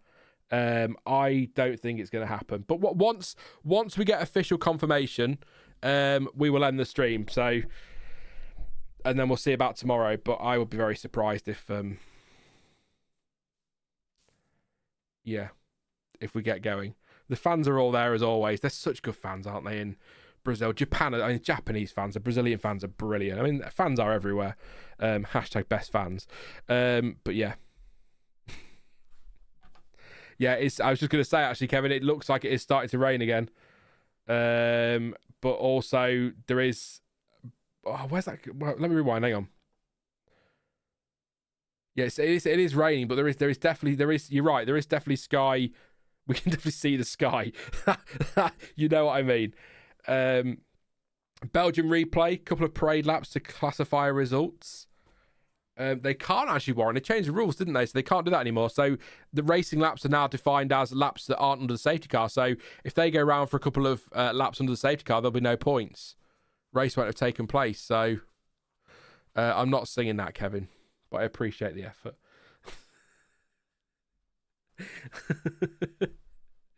The poll then. Let's see what you guys have said. Oh, that's there we go. So the poll was, which was better, Brazil 2012 or Brazil 2008? 54% of you said Brazil 2012. I agree. And 2008 got 45%. There you go. Closer than I thought, actually. 2008 Brazilian Grand Prix. I was working, but I sat in, because I was a care assistant at the time, and I sat in a residence room with them watching it for 2 hours or whatever it was. Where have you been? Oh, well, you know,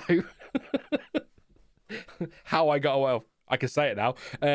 Sack me now. I've already gone. But how I got away with that, I don't know, but I did. All that matters was I saw that race. Pierre Gasly there talking to somebody and finding it hilarious. Do like Pierre Gasly. Let's see. I'm just going to go over to just bear with me a second. I need to read a couple of things from the WhatsApp group that might be of interest to us.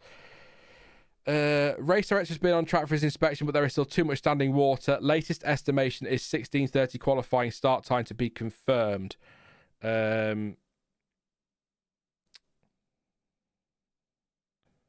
What is that? Hang on a second. Let me just check something, because we're talking about tomorrow. Autodromo.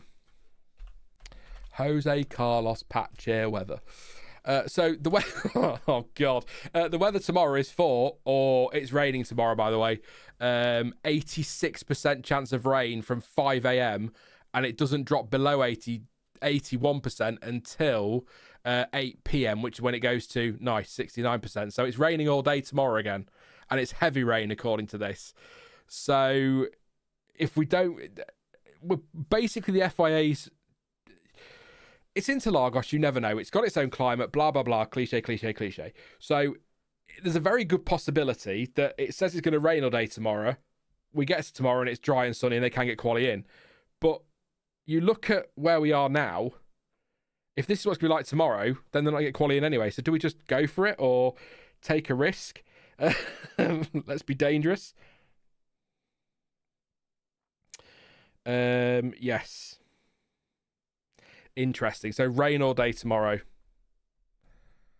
That's going to be interesting.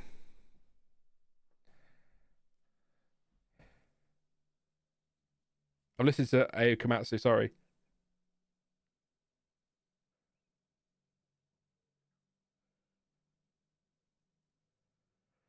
I didn't quite catch that. So I'll try to listen to what he's saying, see if what's happening. So this is the other thing as well. Dex says, so no racing this weekend. This is the thing as well. We're talking about qualifying and not getting it in today and doing it tomorrow morning, and it might get rained off tomorrow morning. There might not be a race to run tomorrow. Which would be a shame, because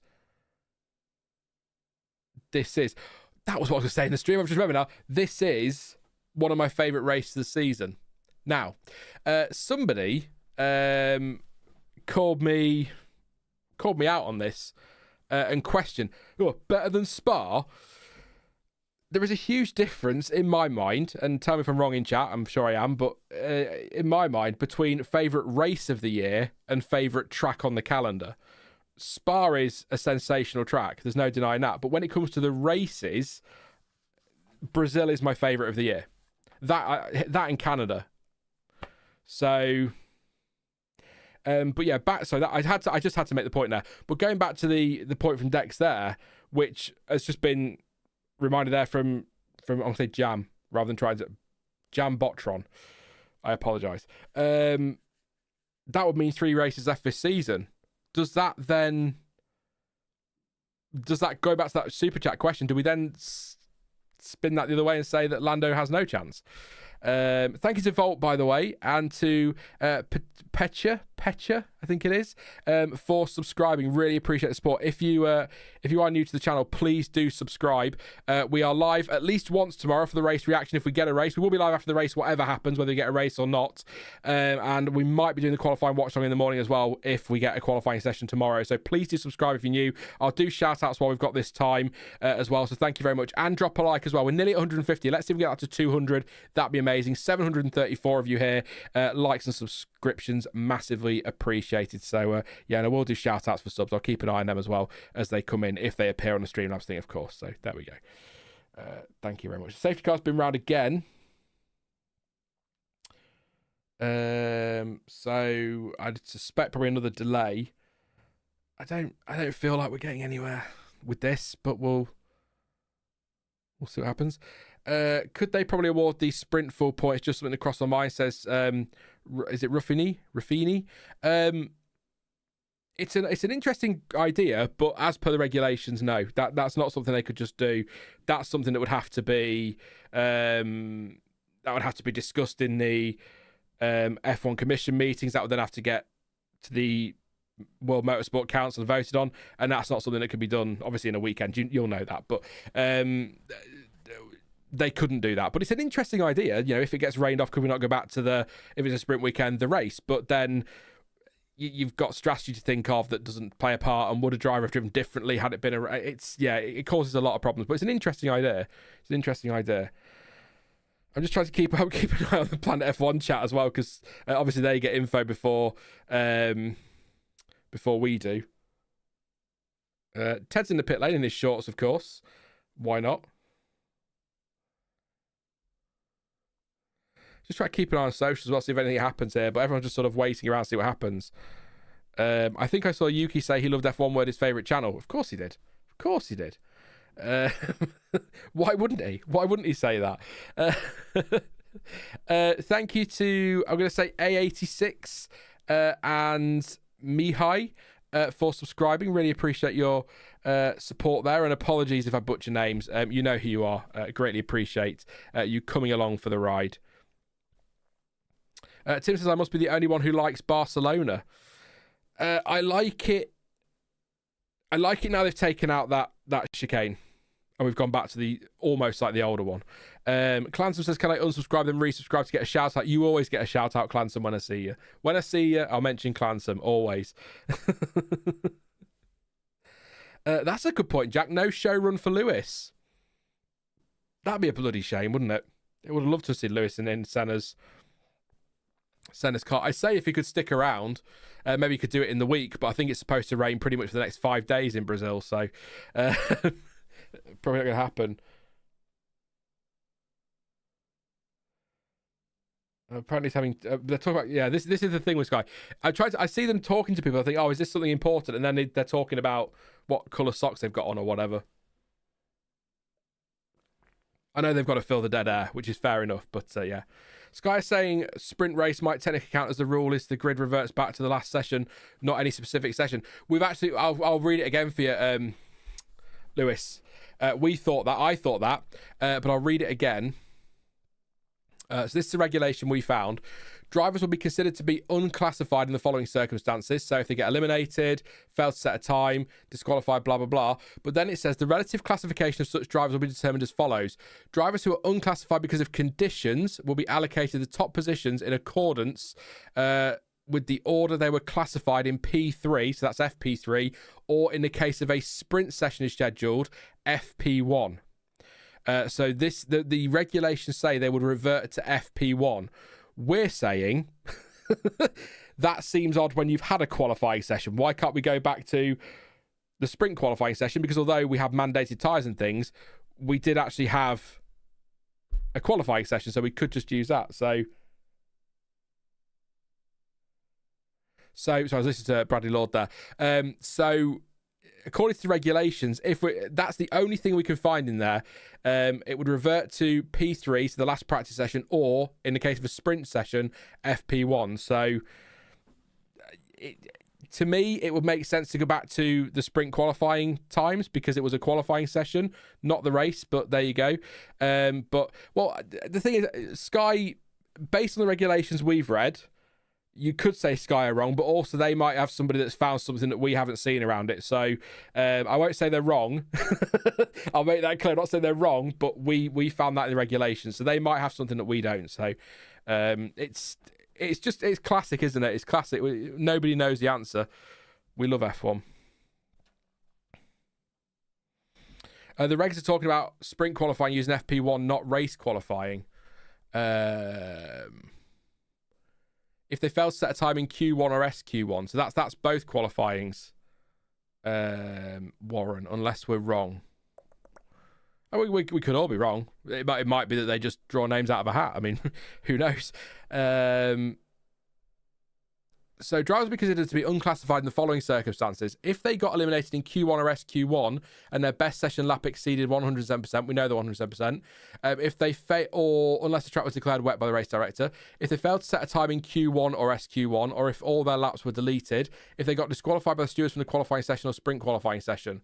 The relative classification of such drivers will be determined as follows. Drivers who are unclassified because of conditions will be allocated the top positions in accordance with the order they classified in FP3, or in the case of sprint session scheduled FP1. Drivers who are unclassified because of conditions will be allocated the lower positions in accordance with the order which they are classified in FP3, or in the case of a sprint session, FP1. So, as always, Warren, with the FIA, clear as mud. It's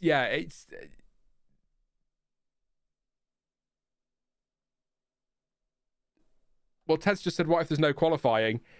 Bradley Lord just said, we don't know. Sorry, Danny. It's only because I've read it like 30 times in the stream, so I was like, I'm just going to read through it quickly. So sorry.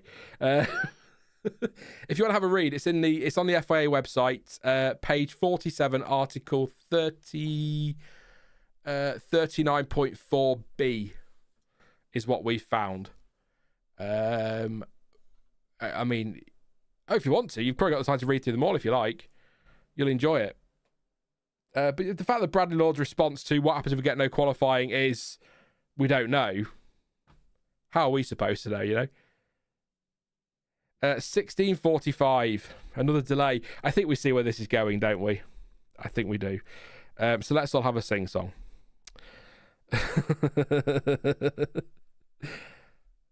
Let's not. Yeah, another delay. So another 15 minutes. Do you know what, CPB? Why not? Let's have another poll. Such a boring poll, but why not? Will quali happen today? I'll say. Yes. No. Maybe. I don't know.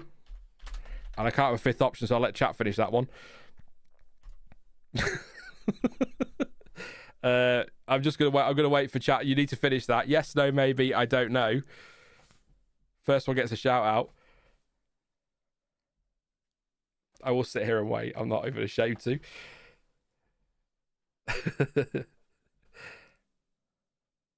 Exactly, Red Raven. Class A journalism. Thank you, Lewis. Can you repeat the... Oh, not quite. Can you repeat the question? But I'll let you have that question, yeah. I'll let you have it. And Ryan as well, because he got the full one right. There you go. Thank you very much. I don't feel quite so old because two people know what I was talking about. What a show, by the way. John T. Hey, John T. Hope you're all right, mate. This is thrilling stuff. So the suggested rules for next year are crap. We have a system in place using practice times, but we'll ignore this to make a new system that's unfair. What's the rule for next year? What have I missed on next? I've missed something here.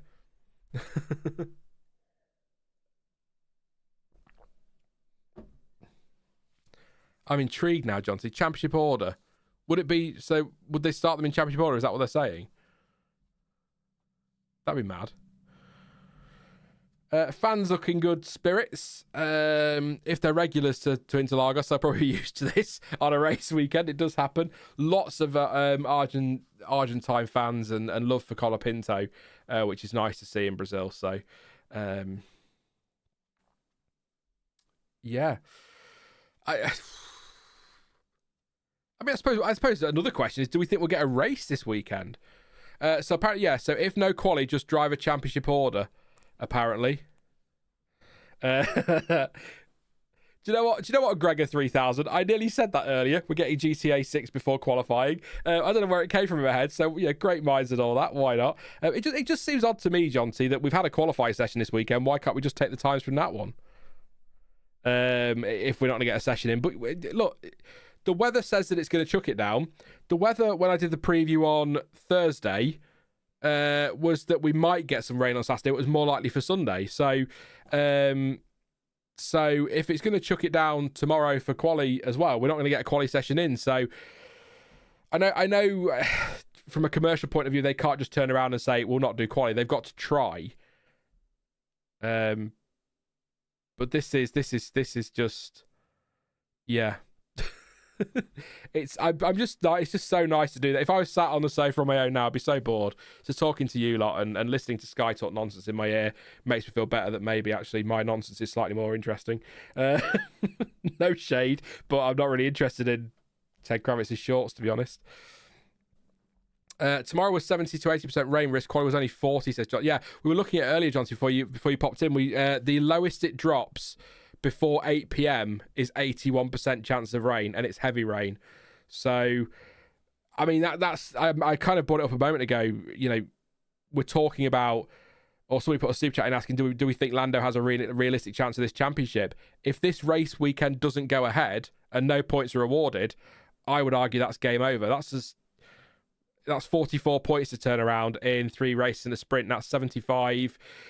You throw in the fastest lap points, it's 78, and then you've got another 6, so that's 86 points? Was that right? Or 80?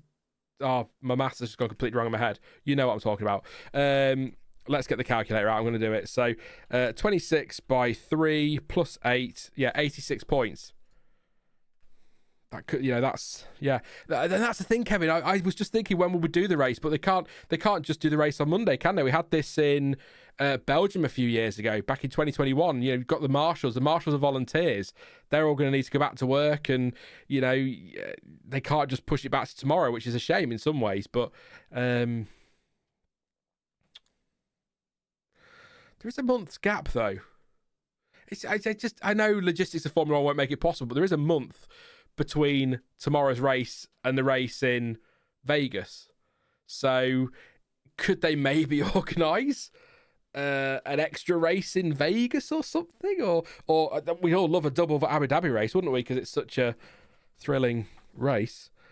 Apologies again, by the way, for the same pictures on Cycle. I can't change them on stream because the slideshow function doesn't work on my OBS for some reason. So I have to make a video in Premiere Pro and export, and that takes a while, and I'd be concentrating on that, and PC then will go, oh, it's a new PC, so it might not. So we could test that for a laugh.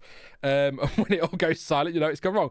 Thank you to Bob for subscribing, and to Devil Cat as well. Really appreciate your support. Make sure you subscribe if you're new. Hopefully, lots of action to come this weekend, but definitely some streams. At least one more stream, possibly 2, if quali is delayed to tomorrow, which at the moment it looks like it probably is going to be. So if you are just tuning in, big delay because of the rain, and it's not looking like it's getting any better as Bottas goes to take a photo of the fans. In fact, some fans are starting to leave. We've got trucks on track trying to clear the water. The safety car going around. It is still raining. It's looking unlikely. And of course, obviously, we have to think of sunset, but you also have to think about the fact that it is so dark out there that it's getting darker and darker already. So I'd be surprised. Where are we? At 1923 UK. So 25 past 5 in Brazil. Time's running out, isn't it? First job for Bottas was a car mechanic. He has a reindeer called Rosa. And his fun fact is he holds the military rank of corporal. That's just appeared on screen. That's Valtteri Bottas' driver profile, which is interesting. Yeah, forget all the races he's won. He's got a reindeer. I want a reindeer. That'd be so cool.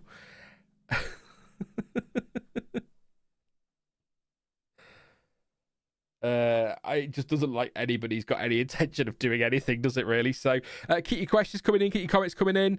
We'll keep reading them. I can only apologise for no reason because it's not my fault. I did do the rain dance like I said earlier, so maybe you can blame me if you want, but yes. What's more likely to happen? Qualifying going ahead or Eric Ten Hag returning to Man United and winning the Premier League? Man United winning the Premier League is probably not all that realistic, CPB. Ten Hag, probably. Right now is how I feel. Do you think Kevin's mum wrote him a sick note for Brazil? Definitely, Warren. Definitely. I think he just wanted to sit at home because he knew it was going to rain. No, Kevin, please don't. Please don't. It'll be on a VOD anyway as it is, so... you do not want a reindeer. They are big and nasty, says the Hat Prust. You've not met my mum. Oh, if she watches this, I'm dead. More likely that Stoffel comes back to F1, says Dex. That would be so cool. That would be so cool. I'd enjoy that. They just said on Sky the race order if no qualifying is the sprint race result. I don't know, Max. Somebody else said that a moment ago, but the regulation we're looking at says otherwise, and I'll just see if there's anything anywhere else. But I don't know. They have a lot more information than I do, to be fair, and a lot more people that can go and look into that. But the PF1 chat are saying the same on the regulations. Drivers who are unclassified because of conditions will be allocated the top positions in accordance with the order they were classified in FP3, or in the case of a sprint session is scheduled FP1. Drivers who are unclassified because of conditions will be because of conditions. Sorry, hang on, I've misread this. Wait a second. Sean spotted his error. Possibly conditions 1 and 2. Yeah, so that might not be true then. No, I am going to apologise immediately. Yeah,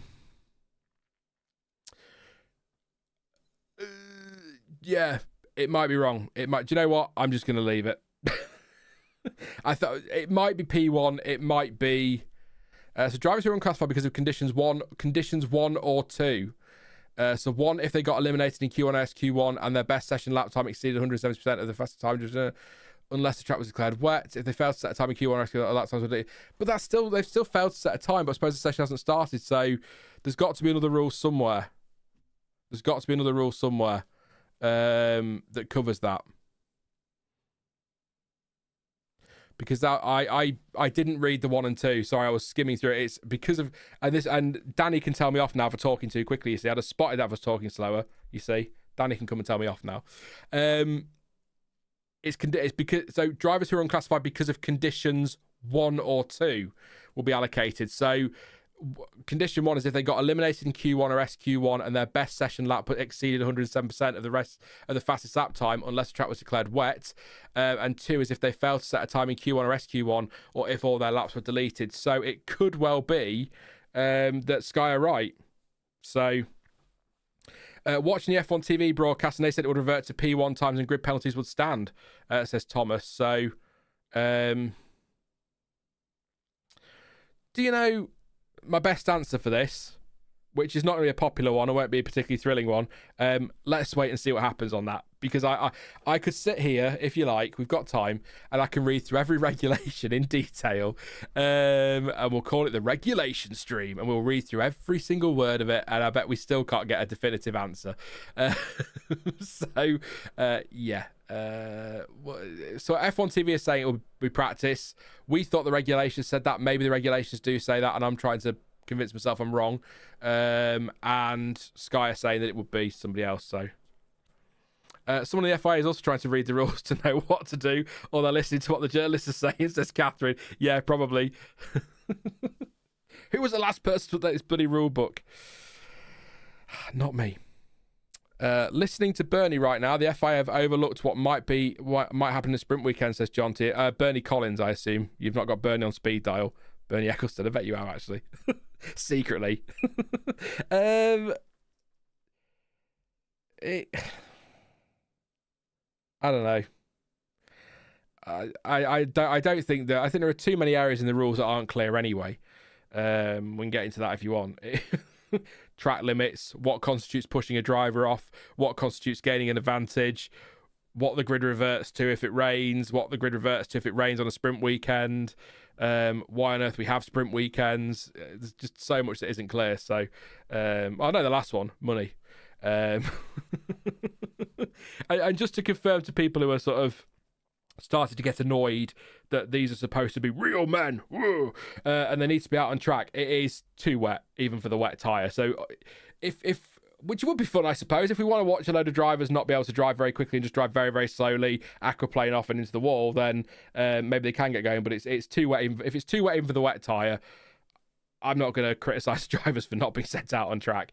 It's those ones where you see a dry line or it's just a bit damp or whatever, and you think, but then they go straight on inters. They're the ones that piss me off. We wait 4 hours for qualifying, and then they go straight on track on inters, and you're like, sod off.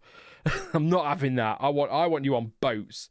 You've waited that long, so no, it's I'll defend them on that one. I'm the first to say, come on, we should be going, but it's too wet at the moment. Also, visibility. You can't even see. You can barely see the safety car lights. So.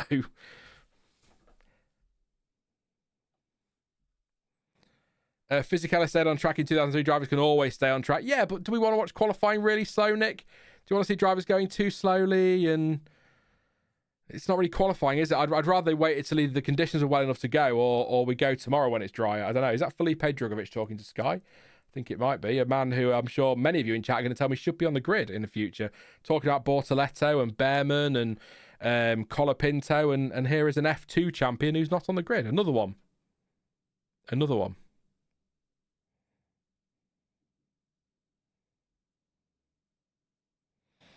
Dell says really slow is like a 120 lap probably. In those conditions, I bet you're pushing. I mean, I totally take your point, Dell. Slow in F1 is 100 miles an hour, isn't it? It's ridiculous. But speeds we could barely comprehend because, of course, we all stick to speed limits on the roads, don't we? We're all good like that. So, but yeah, I bet it's much slower than a 120 in these conditions because it's really wet. Like, I'm not exaggerating. It is. If you watch it, you know it's wet. It doesn't look as wet as it did when we first saw those shots earlier. 5 o'clock, apparently, allegedly, according to the Haprust, which would be 1700 where? Because 1700 would be... We've passed that in Brazil, haven't we? They're 2 hours behind, which I don't understand time zones. Still blows my mind. I'm sure someone can explain it to me. That's fine. Only 2 hours behind us. So 8 o'clock UK will be 6 o'clock in Brazil. So, but yeah, just I look at Felipe Drugovich, and there's others as well that have been F2 champion, and you sort of think, but should they have got a chance? But also, I don't really think F2's the feeder series it once was, if it ever was. You look at drivers like Max Verstappen who just straight through it to F1 and others, and yeah. 28 minutes, the Haprus says, just to confirm, to clarify that one. So I'm trying to keep an eye on what's going on, but I have a feeling. Not a lot. So FIA reports, this is Luke Smith, still no improvement, so another 15-minute delay. 1700 is earliest qualifying could start, but still TBC. Clocks went back. Yeah, maybe I'm wrong there. Yeah, so yeah, but that doesn't feel right. I'm going to check what's going on here in my head because I'm not quite right here. Brazil time. Oh yeah, sorry, no, yeah, they're 3 behind, aren't they? Because yes, clocks have moved. Yeah, sorry. You are right, Haprust. Sorry, you are right. I'm thinking of tomorrow, Brazil time too. Yeah, ignore me. Yeah, it's because our clocks moved. It's thrown me. It did it in. I sent Stuart story time. Strap in. Here we go. I sent Stuart a message the other day because I adjusted all my times to. So I set my time zone on Google to Eastern time, so I could kind of see when I do my preview what time things are starting. And everywhere I looked on Wednesday was saying that the race started at 1 p.m. Eastern time. like in New York. And I was like, it doesn't. It has to be 12 because the whole, practice, sprint quali, sprint race, everything Saturday is 4 hours back. But then the clocks go back in the US on Sunday, so it would be everything was saying one. I had to go to Stuart and be like, Stuart, I'm not losing my bloody mind, am I? And he was like, yes, you are, but that's a different question. And it was like, I knew I was right, but I was trying also, and I got confused, and it's yeah.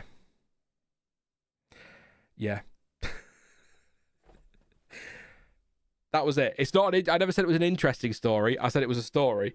There's a fun article on how computers deal with time zones. Fairly technical, not for everyone. Australia, Lord, how is the weirdest time zone? Says Del. There you go.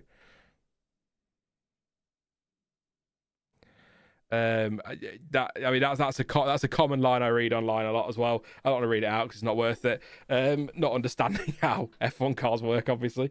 Yeah.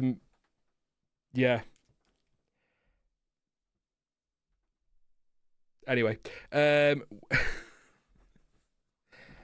Rambo says 1630 BRT right now. So so that would be I've got muddled. It's me that's got muddled. Don't worry, it's not. I'm not arguing with people on it. I made the error. So Carl says F1 is a watered down event when it comes to the rain. Pun intended. I love a pun. There you go. Russia has the most time zones apparently for anybody that was asking, but it's a massive place, isn't it? So. You just know if the race is cancelled, there will be no refunds as there was technically a race, says Moray.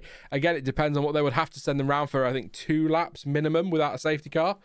So, for what did Verstappen get a penalty, says Neon? There you go, we can answer that one. We have a question relating to the weekend. I'll have to find a page again, bear with me, while I just get back to the decision documentation.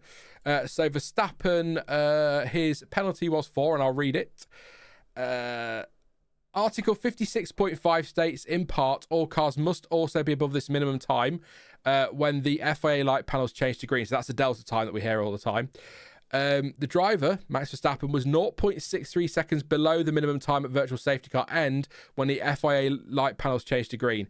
This indicates a sporting advantage gained under virtual safety car. The driver explained that as he was awaiting virtual safety car to end and he got the notification that he was below the minimum time, he attempted to correct the error but failed to do so by the point that the panels turned green. So I'll read that bit again. The driver explained that he was awaiting virtual safety car to end, got the notification that he was fine, basically on his delta, attempted to correct the error but failed to do so. He broke it's a very simple rule. Basically, it's one of the, like, I'll give you the analogy again. Pit lane speeding. If you're 1 kilometer an hour over, you're going to get a penalty. If you are not meeting your delta time under the virtual safety car, you're going to get a penalty. There's no conspiracy here. It's nothing to do with Johnny Herbert. That's an absolute slam dunk all day long, like Clansom says. The other penalty he's got this weekend, of course, is his engine penalty. It's a 5-place drop tomorrow, whatever happens for him. So if we do go from P1, that's an interesting point. See you later, Kevin. Have a good one. Hope Munchkin has a good time at music school. But if Max Verstappen were to take if the grid were to be set by practice, as we're speculating, that would take Verstappen with his 5-place penalty from 15th to 20th. It may be worth some setup changes if that's the case, if it's wet enough, and start from the pit lane. But there you go. He's not wrong, Chamber. John T's bang on. I was about the stamina part, but good to see you both in chat. Yeah, filling away. We'll get there. I don't think we're going to get a session. I'd be very surprised if we get a session from here. It's 20 to 8 in the UK. The rain is still falling. I agree, Rolly, in some ways on the penalty point situation, but also I'll read Rolly's comments so that it makes sense to people maybe listening later. If anyone listens to this later or is listening to this later, wow, you legends. But Rolly says the penalty is slam dunk. Just think the license penalty point is weird. I thought those were reserved for dangerous driving penalties. John T will probably get there before me, but I would say that the argument here is breaking the delta time under a virtual safety car could be considered dangerous driving. I don't think it is, because the safety car's ending and the track is clear, but the fact it's still under safety car, and it is a safety car, they would argue dangerous driving, I'm sure. But yeah, I'm still waiting for my damn Chinese. Perhaps if I get it qualifying, we'll go ahead, says CPB. Probably. Yeah, I was thinking about a Chinese tonight, but I'm really not very well. I hope that's not coming across apart from me saying it. So yeah, I probably will just avoid food tonight after last night. Sorry if anybody's eating, you don't need to know. I'm not going into any more detail. What happens with the grid drop if the race does not go ahead? It will move on to the next event, I believe, Moray. I will double check. Let me go back to where he got the penalty. Blah, blah, blah, blah, blah. Oh god, there's so many documents today. So power unit elements for car 1, Max Verstappen. 5 place. Well, that's a noise. The following power unit element has been used: 6th internal combustion engine. That's a 5-place grid penalty for the race. The use of each the use of each additional element in case carries a 5-place penalty. It doesn't say at his next race. That's interesting. I would assume there'll be provisions to carry that over if they need to the next Grand Prix, so Vegas. But usually in these situations, you get five place penalty for the next race they compete in. It's why Jenson Button's got a penalty, and Robert Schwartzman as well. If they have a race again in F1, they will take a penalty. Or if Schwartzman races at all in F1, he'll get a penalty. So actually, that's a good question. It does actually say for the race. So maybe a loophole that could be exploited there by Red Bull. Be a first, wouldn't it?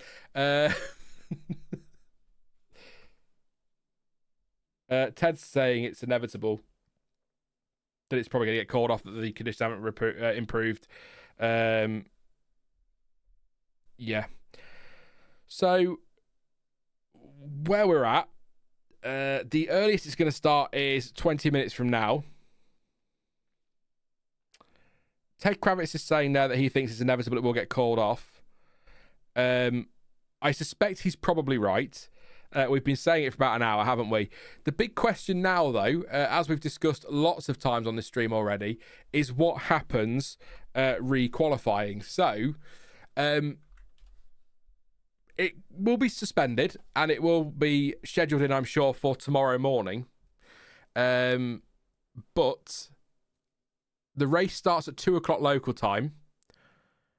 You're looking at 2 or 3 hours before that for qualifying. So let's call that 11 a.m. There's an 88% chance of rain. And it's heavy rain. And to those who say we could maybe push the race back into next week, let's pretend that the marshals are all employed by the FIA and we can do that. It's pissing it down all week. And Interlagos, according to the forecast, with thunderstorms Tuesday, Wednesday, Thursday. So it's tomorrow or nothing, which we knew anyway, but just to clear that one up. But qualified tomorrow morning, 88% chance of rain. The race starts at 2. It starts at an 86% chance of rain. It ultimately depends, doesn't it, on how rainy the rain is. Analysis.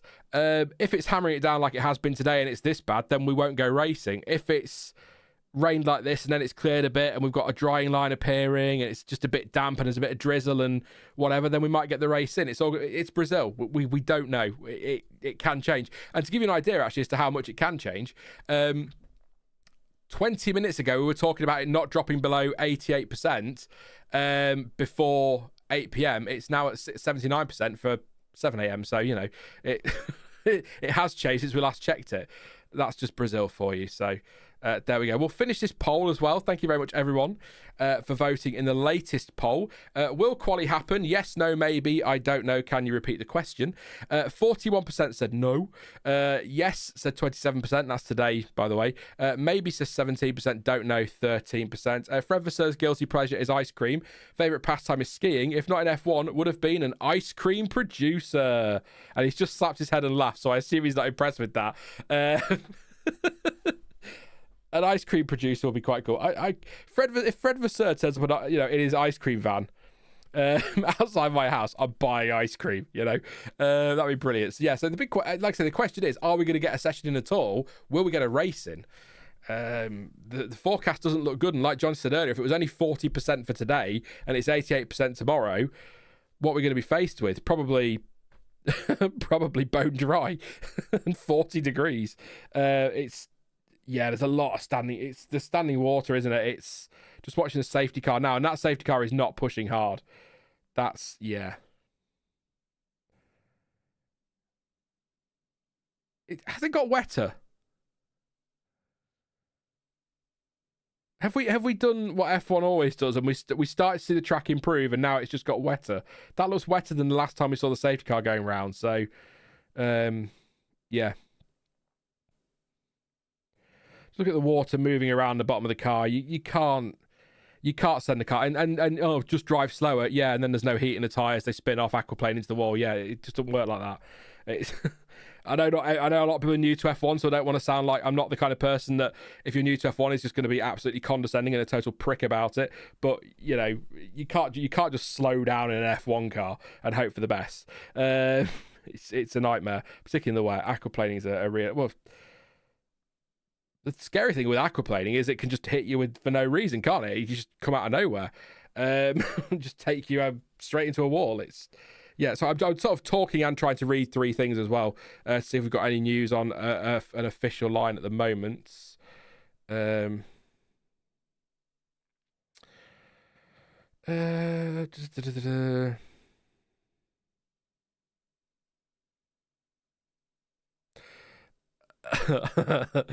I just told off. Anyway, there's nothing. I can't see how the session starts. Officially, we will be going in 15 minutes. It's not going to happen. Yeah. Hear me out. Whoever can do the biggest slide in the safety car gets pole, says Colin. I'm all for that. Colin. We'll do that one. Dex says favourite ice cream. Ooh, Dex. Oh, you swine. I want to say literally anything. I love ice cream. Qualifying is postponed. Officially, we'll answer the ice cream in a minute. Officially, qualifying is postponed. So it's over. Let's change the text for anyone coming in later. Qualifying postponed due to rain. Post-pon-ed. There you go. Postponed due to rain. There you go.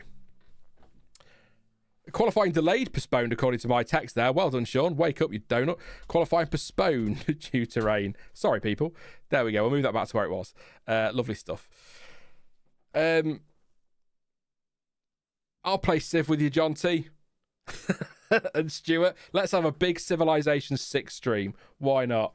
I can't wait to use cheats and have my killer death robots before anyone else has settled their city. Postponed is a great word. I said yesterday, Del, to my partner, any word where you have to go in for a second bite is a great word. What was the word I was thinking of yesterday? I can't remember now. It was a great word. Like postponed. That's a good word. It's a very good word. Anyway, I can't remember what the word was yesterday. Favorite ice cream. I do love a rum and raisin, I'm not going to lie. But I probably... There's something about mint choc chip that I absolutely adore. So, probably mint choc chip, but I would quite easily be very happy with a nice rum and raisin. Or any Ben & Jerry's. So, yes, if you are tuning in, qualifying is postponed until possibly tomorrow. Ferrari say it's done.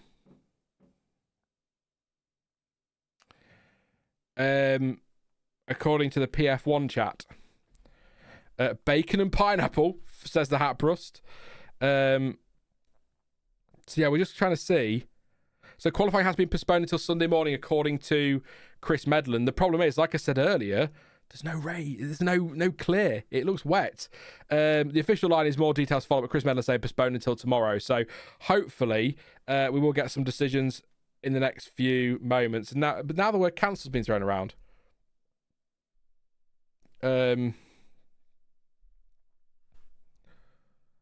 Interesting. So yeah, it is postponed. It was on TV. It was definitely on TV, wasn't it? Yeah, and it's officially postponed.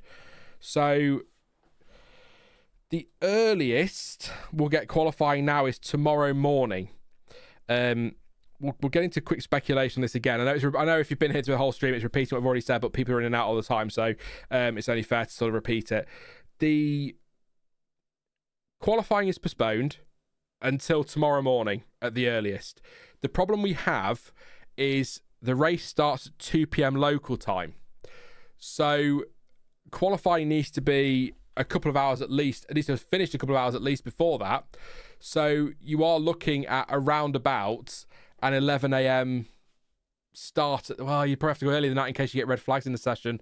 I suppose you could delay the race for a bit if you needed to. But you're looking at 10-ish, let's say 10, 11 a.m. maybe. You're looking there at 88% chance of rain.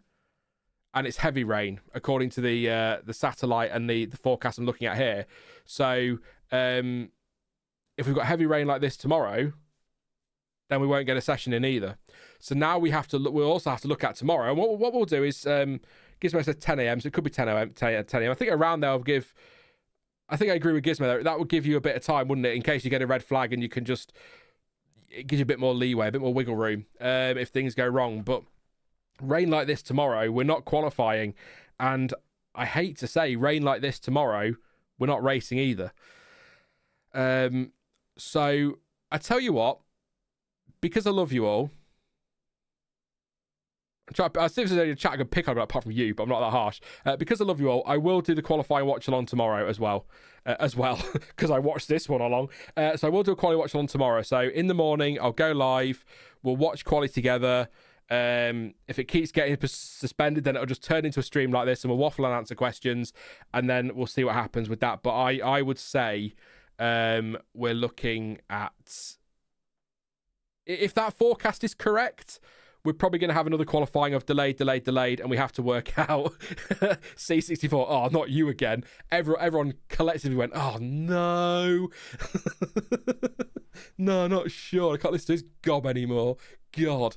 And then we will be live, of course, after the race for the race. If there is a race. If there's not a race, Stuart's here. Hi, Stuart. We will still be live tomorrow, Stuart, but what we'll do is we'll just do a the fuck stream for an hour and a half or 2 hours, asking why we can't seem to go racing and what's the point in wet weather tyres, and we'll get all, old man yells at cloud about it and why not. That's what we'll do. But that is the question right now. When will qualifying be? Are we going to get qualifying? In fact, Stefano Domenicali, bear with me a second, I'm going to go quiet for a sec. Will Buxton, is talking to Stefano Domenicali. Yeah. So, thanking the fans, as you would expect, definitely. Yeah. Conditions not safe to drive in, it's a pity, but they are not safe. The light as well is a consideration, which is fair enough. Lewis saying, I think, unless I'm wrong, Lewis Hamilton just said Stefano Domenicali, you should have sent us out. But I think he was joking.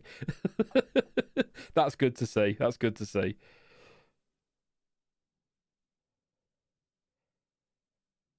Tomorrow morning is the plan. The FIA will do the final check and to organise quali tomorrow. And then they'll communicate their plan once it's all done. I love relaying this. You're all probably watching it going, yeah, sure, we can hear it. We're not stupid. It's a watch along, not a news show. Or something like that. So Ahmad asking the ultimate question, what time? I don't know. So from what Stefano Domenicali has just said there, and bearing in mind I'm only half listening because I'm trying to run a stream as well, but that to me was that it'll be tomorrow. They will, the FIA are currently working all that out. So we will get a decision in the next 2 minutes. Did it be that in the next few minutes and hours we'll probably get an answer then what time the session will be. I will go live 20 minutes to 30 minutes before the session starts, so I'll be able to relay any information then to you all as well.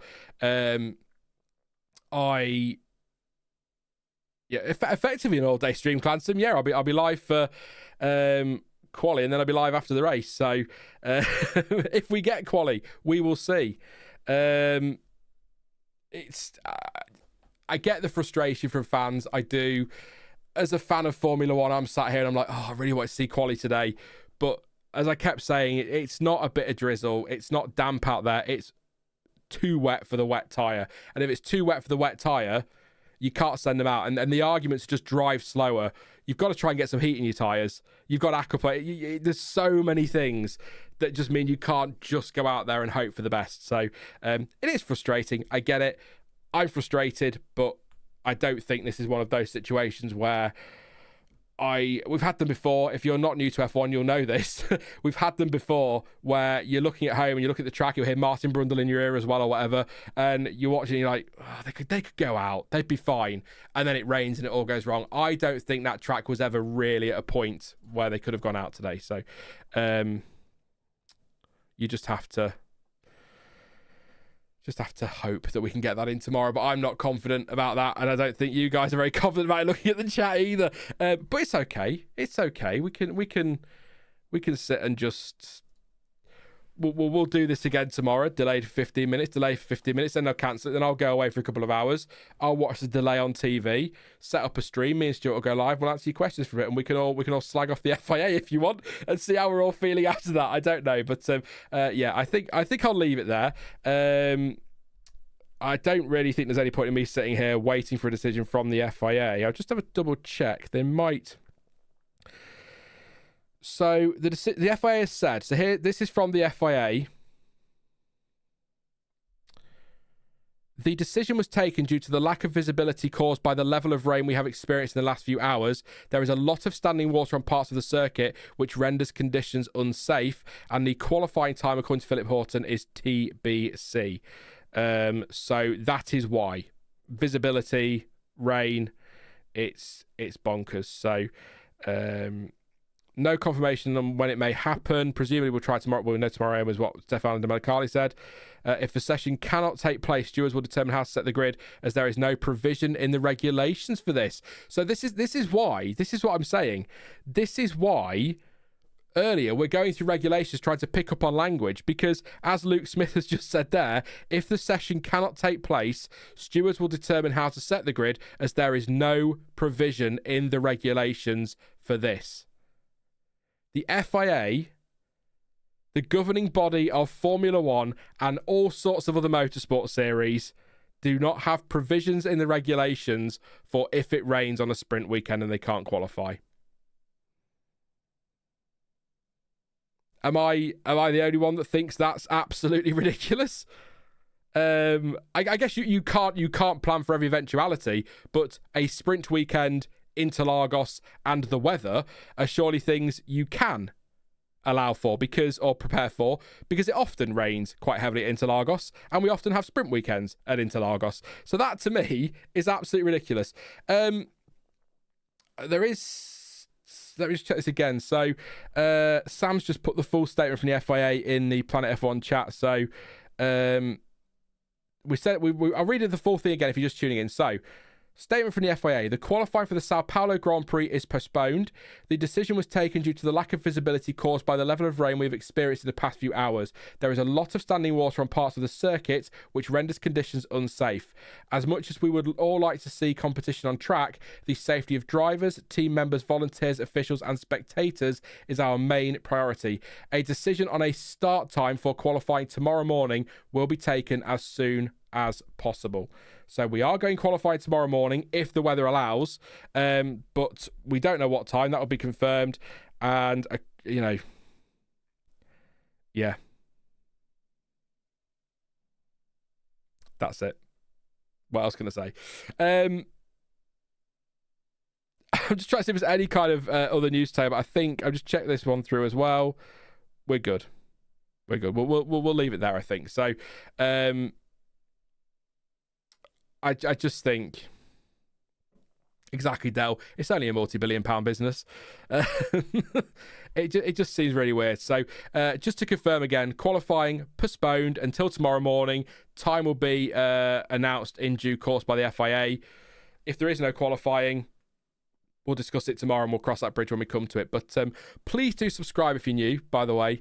Thank you to Gizmo, to Terry, I've always said Devil Cat and Bob as well. Thank you very much for subscribing. Please do drop a like as well. For me, that was, it was good fun talking to you for 2.5 hours, but that was all filler. So please do drop a like. 900 of you still here, 212 likes. Let's get a few more. That'd be fantastic. And I'll move my stuff around and I'll stream tomorrow for qualifying. because I think that's fair. You all listen to me for 2.5 hours, so the least I can do is come and keep you company tomorrow when we keep delaying it again. Why not? I won't go to the watch along screen. There's no point. There was no watch along. I might have to retitle the stream now. Sean waffles for 2.5 hours. Thank you so much again for your company. That was a lot of fun. It's nice to just chill with you all. It would have been nice to see qualifying, but I think we had a bit of fun. And apologies for the confusion around regulations, but apparently, according to Luke Smith, there aren't any provisions anyway, so we could have just made up anything. So I think they're gonna draw slices of pizza out of a cow's arse or something for tomorrow's grid. But anyway, I will be back tomorrow morning at some point, for the second attempt at a qualifying watch along, and whatever happens, we will be live after whatever the race is or whatever the race isn't, with the race in quotes reaction, and we can discuss everything that's happened across the weekend there with Stuart. Please do follow me on social media as well. Sorry, Max. Red Raven. Follow me on social media as well, at F1 Word and the F1 Word. Go and find me over there. There's going to be more posts over there in the future. I promise you that one. That's something we're working on, so we will go from there. But as ever, thank you so much for watching. I've been Sean. This has been the F1 Word. And until next time, goodbye.